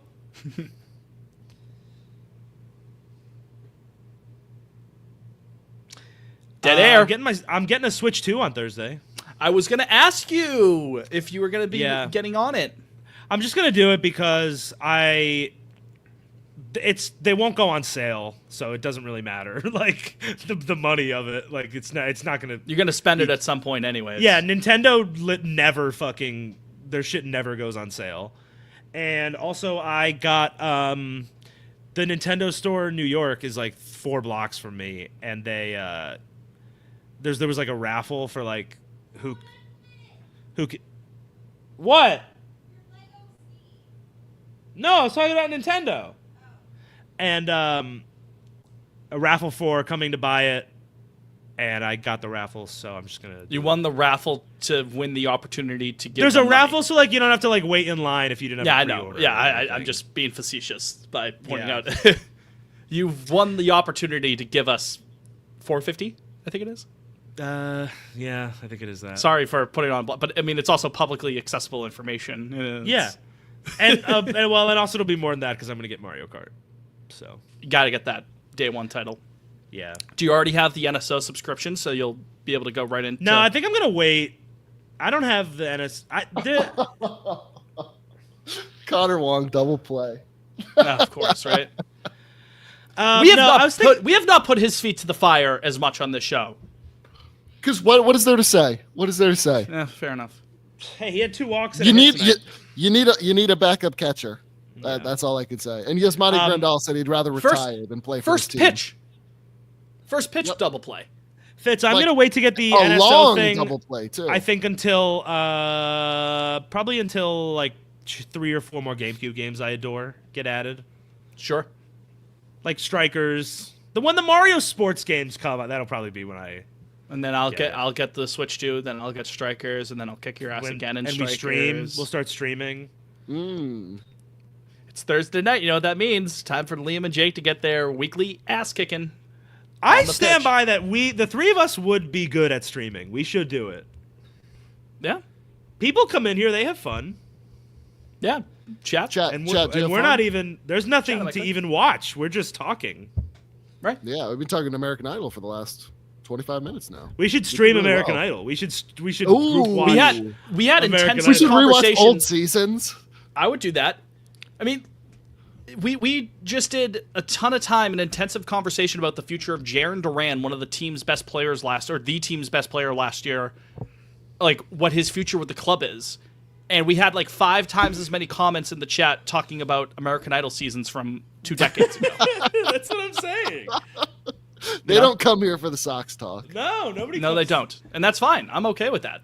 Well, maybe they come for the Sox. They stay for the. Stay for whatever is on They our stay minds. for the which idol. That's Stay for absolutely Snowjaya. that's the appeal. stay for Sunshine. Not Yeah. to rehash on the monoculture, to use what you said, Jake. I miss it. But there are aspects of it I do. Like to go in, it could be school, but now it could still be work. But to go into work, water cooler talk, and just to get into conversations and arguments about glorified karaoke, man, Yeah. That- well, that's why Severance that- was so fun. that was special. Yeah. This last- Everyone was watching Severance. In the spring, like that was since Game of Thrones. Probably that was the first time we really had something like I think that. Of Thrones, yeah. Succession to an extent. Well, here's the thing with that. No, like, there No. people did not actually watch Succession. That one's crazy. on to me. Twitter. That was on yes, Twitter, but I sure. mean, like, discourse there. But I in, mean, like, like, it's actual, the world like, at large. no, the if you were, viewership like- numbers are crazy. yeah, not as much as Yeah. Severance. Sure. And I'm sure, no, but I'm also sure like Severance and Succession, it's like the same, where it's like outside that echo chamber. Are people? Severance really- is definitely bigger than Succession. Well, I don't know, I Severance can't speak- I also can't speak to was Succession. like is still popping off. Like Succession ended 2 years ago. You know what I mean? Well, yeah, no, I mean at their apexes. Yeah, probably. Yeah, I know, Fitz. You're a big Succession guy. I never got into You it. would love it. You would. No, I didn't. I didn't love it. Oh, you did try it. I watched like 3 episodes and I couldn't get hooked. I'm sorry Do you to have say. do you still have COVID? What? Do you have long COVID? Oh, why? Because I don't have taste? One of the symptoms is not having taste. All right, man. Jonah Go in Succession is way bigger than something. Maybe not Severance, but I just miss Game of Thrones, man. That shit was. Yeah. not after how it fucking ended. Biblical. I missed the good. No, I'm not, I mean, Vince, yeah, I mean, I'm not I doing that. I'm not doing I I'm remember not that. either. I'm The not either. communal- I'm just saying. The communal Fair aspect enough. of it all. Yes. The communal aspect is what I miss. Does Wrigley Field, speaking of communal, does Wrigley Field still have the troughs? Last time I went, I was only at the the rooftops, so This was not in the ballpark. I was not actually in the park. Oh, because I missed the troughs at Fenway. I loved pissing with the fellas. You had to have been like what That's 4 that's when this that was week's happening. quote. That's this When they- week's quote. When they took the troughs out? No, I was. No. When did they do Bruce- that? Oh, while Kenley, ago. Kenley. He's getting 20 loose. 11? 12? Well, I don't remember when they took the troughs out. I think it was even before 11. If anyone 12. knows when they took the troughs out of Fenway and they robbed us of pissing with the boys, let me know. Bruce Springsteen making a song. Well, they took out the troughs at Fenway Park, so I couldn't piss with the fellas. I was like 8 or 9. Okay, so that's yeah. Check Daddy. That would have been. I think Adam's a couple years younger. I think than Adam's us. a year younger than me. Yeah. He's 25. So that So 15 What- years. Yeah, 2010 or so. Okay. it was that recent. Wow. Let it be known I did piss in troughs at Fenway. I experienced that. Never say I didn't piss in a trough at Fenway. Okay, guys? By the way, for anyone, because I just mentioned it, I would be remiss if I didn't say this. For anyone wondering if it's worth it to sit at the Wrigley rooftops, it's 100% worth it. All you can eat, all you can drink. Private bathrooms. It's great. Try to go into the actual park if you can, too, because Wrigley is magnificent. Fitz, Go for 2 games. I'm sorry I'm not sitting on the rooftops. I know you were really disappointed before we started recording. Yeah. When I told you I would. But I'm going with my dad, who is famously, he's like, he needs to be pampered at all times. And that's simply too far away from the field of play for him. Yeah. Well, if you want pampering, you just walk downstairs, get like a couple fucking ice cream sandwiches if tickles your fancy. Wow. I love Short ice cream lines. sandwiches. Yeah, legit food too. What's new Scooby-Doo? Should we just stay on this episode? We got Yeah, we bottom may as 9 well, coming right? up. It's middle of the 9th, right? We got some Yeah. time. All right, so yeah, this will just become a stream. Like let's tweet it out. Say come watch the bottom of the Bottom of the ninth. ninth. Bottom of the ninth. We're chilling. This is probably our longest episode of the season so far. Yeah, we're just. I was supposed to do laundry tonight. Didn't. I do actually have to end. We will go through the bottom of the 9th because I do actually have to like edit this thing and then splice it all up and get it scheduled and then sleep so I can go to work and not be exhausted. While we're in commercial, song of the week. Oh, emoji of the week is a microphone for the American Idol singers. But I'll tell you what, mine is "Wait for You" by Elliot. do we Yaman. want to do a special edition where we each get 2, one American Idol based one and then one actual one? No. Just the one has to be American Idol. Simple as that. I had another We song. don't need to. Fine. Okay. Oh well. Oh, now I feel bad. No, it's okay. You got already him made your- excited. You got him excited. I can pick an American Idol one. Oh, you want me to do it? I was gonna wait for you guys. Christy makes the playlist. She said 2 each, so I'm gonna ride with what she said. So Jake goes with Elliot Yamin. Wait for you. Oh, it's Yamin. Yamin, I believe. Sorry, Elliot. Potsy is right. I spend a whole week thinking of my song, and you just dunked on me. So we're doing 2 straight. I will go with "Do I Make You Proud" by Taylor Hicks. Soul Patrol, baby. Oh, Kenley cut his braids? Yeah, you didn't see him last night? No, I think I checked out. That's fair. Liam, Idol song. I'm gonna cop out and just do a Daughtry. Give me That's To fine. me, it's not over. It's not over. Trying to do it right this time around. Jake in the chat, do you guys think Kenley remembers Jaron Duran's name?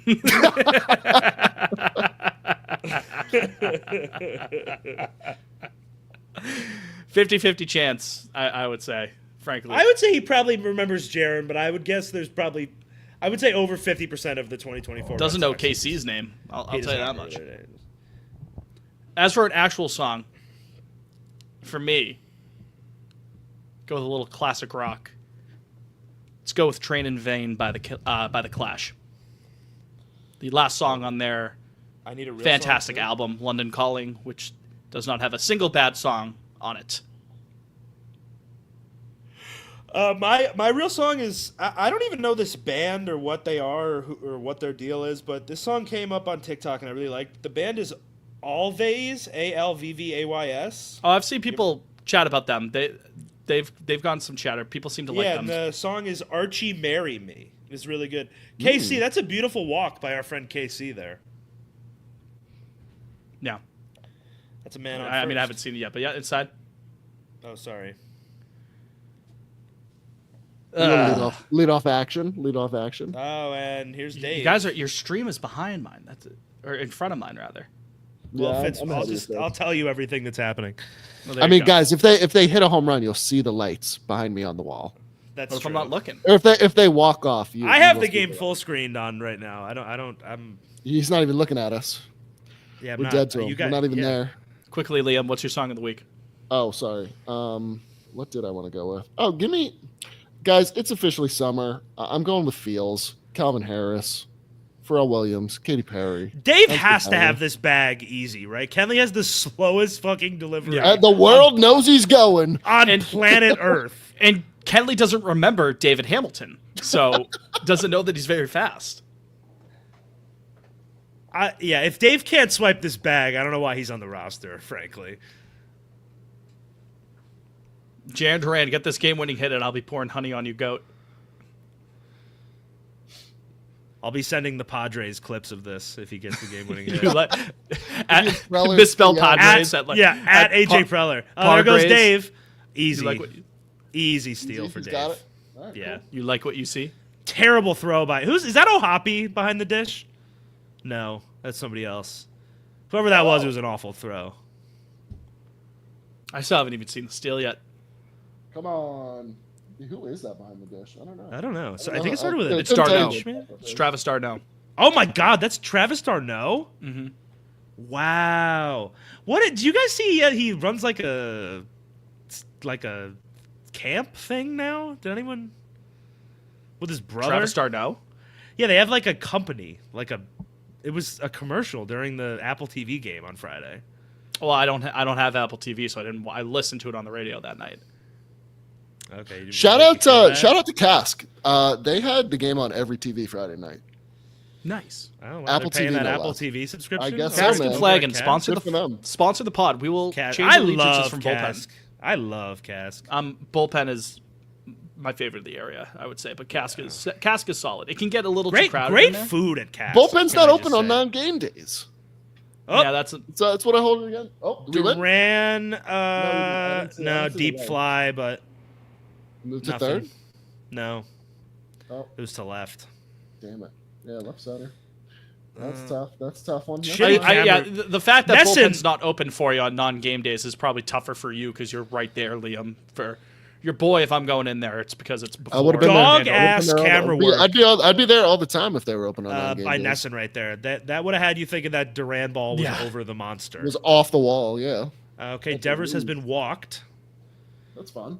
and it's up to Thick Willie. Oh.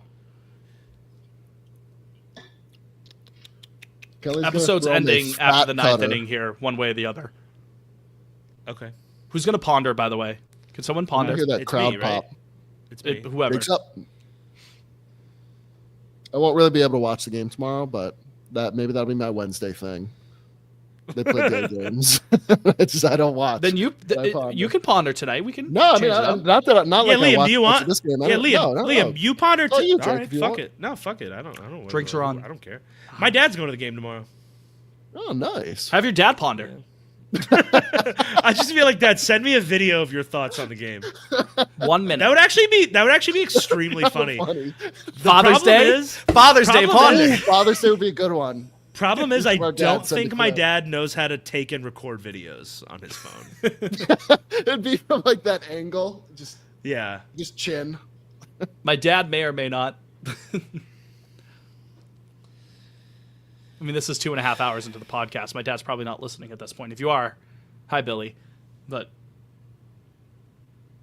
Come on there, Willier. I'm sick of these weekday day games. Can we? I figured it's June. We should be. I like it. I like day games. If No, I'm not at when work, I'm working. frees up my night. It gives me something to do at work. No, but then I don't know what to do with my night. That's the problem, Fitz.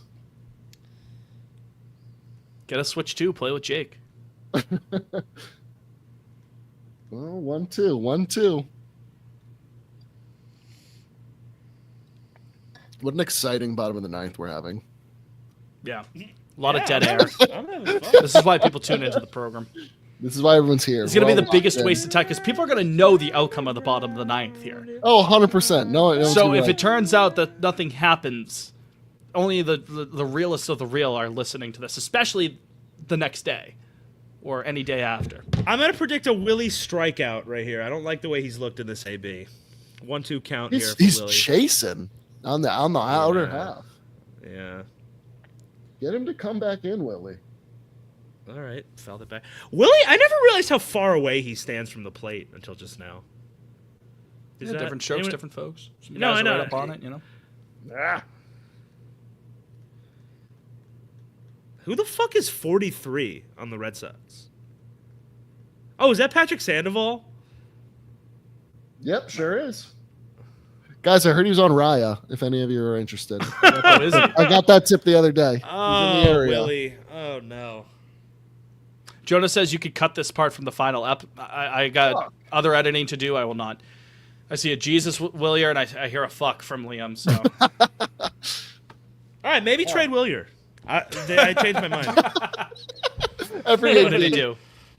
Yeah, I whoever. guess double play. No, he just struck out. Whenever we reached. Ron Washington's coming out. What's going on? Oh. Kenley Dunn. Oh, Ron's like, Wally I want to extend this mugging episode someone of in Pot the on stands. Lansdowne. Why is Ron coming out? He's telling him it's very hard to play first base. Extremely hard. Oh, big stretch. Romy, what do you have for me? Yeah, I don't Wally's know got a if guy. Romy To, Gonzalez- Wally humping a guy. Right, he's straight up strangling the dude. I don't Yeah. know if Romy Gonzalez is like, hey, let's have a full team meeting on the mound. You're like, what are they running through right now? I don't. Yeah, there you go. Get out there, ump. This shit's taking far too long. I just You want to tell edit him. this episode, man. Sorry, Fitz. I End it, Fitz. can't Who wait cares? for No, this summer to be over. I've already made my bed. We have I to know, sleep Liam, in that's it. how I feel every day, dude. I can't wait for this summer to be over. I That's gotta an take a interesting fucking comment from shower, Nick. That dude. makes I have to sense. shave. I feel disgusting. I'm gonna drink water.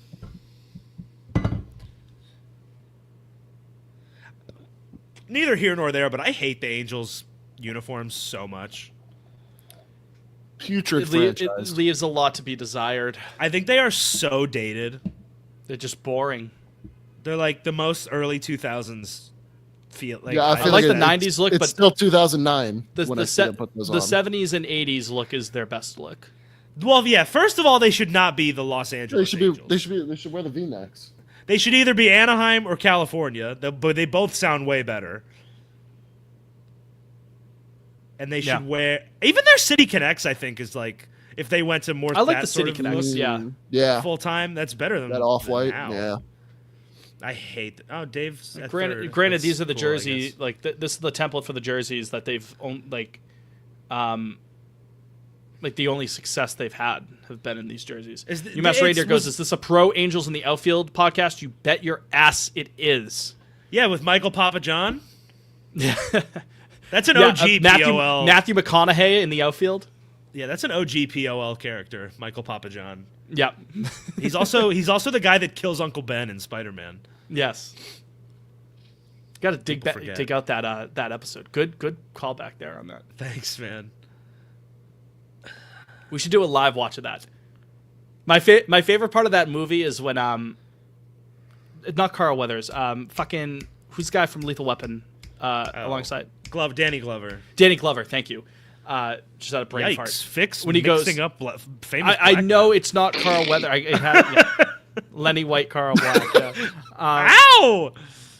But when he goes, like, you don't even win as a team, you don't even lose as a team. If you guys lose one more game, I'll do this. And then he flips over a table. It's like, well, you just did the thing that you said you're going to do if they lose again. Danny Glover. Is he the manager in that movie, Danny Glover? He is. He is. Yeah. He is. He's the gaffer, the skip. I think the best baseball movie manager is definitely the Major League manager. That's like the prototypical. That's the Get it up prototypical like curve. baseball manager. Give him the heater, Ricky. Yeah. All right, extras. Extras. All right. Yeah, That's gonna do it. I heard a crowd pop and didn't see the lights and was like, oh well, that sounds about right. Yeah. Well, great job, fellas. That was exciting. Thanks for dragging this episode out to 2.5 hours. Really appreciate it, guys. That's actually exactly what I wanted. We left you with a lot wanted. to work with there in that last 30 minutes. No kidding. There's a lot happening. So we thank you for Fuck staying no. with us for this extra long edition of the nice play at second for this edition of Pod on Lansdowne. Appreciate it as always. Thank you for joining us in the YouTube chat. If you want to join us next time, we do Tuesday nights, 7:30. Till next time, for Jake, We love you, and we love you, and we love you. For Jake, for Liam, She's for beautiful, but she's not. What? For Jake, for Liam, for Mabel, for Ruben Studdard, for Catherine McPhee, for Taylor Hicks, for Chris Daughtry, Clay Aiken. for Clay Aiken. I'm Fitz, you're you. Bo Bice. For Bo Bice, I'm Fitz, you're you. We'll talk to you next week. Go Sox. And obey your mother. Obey your mother. Obey your mother.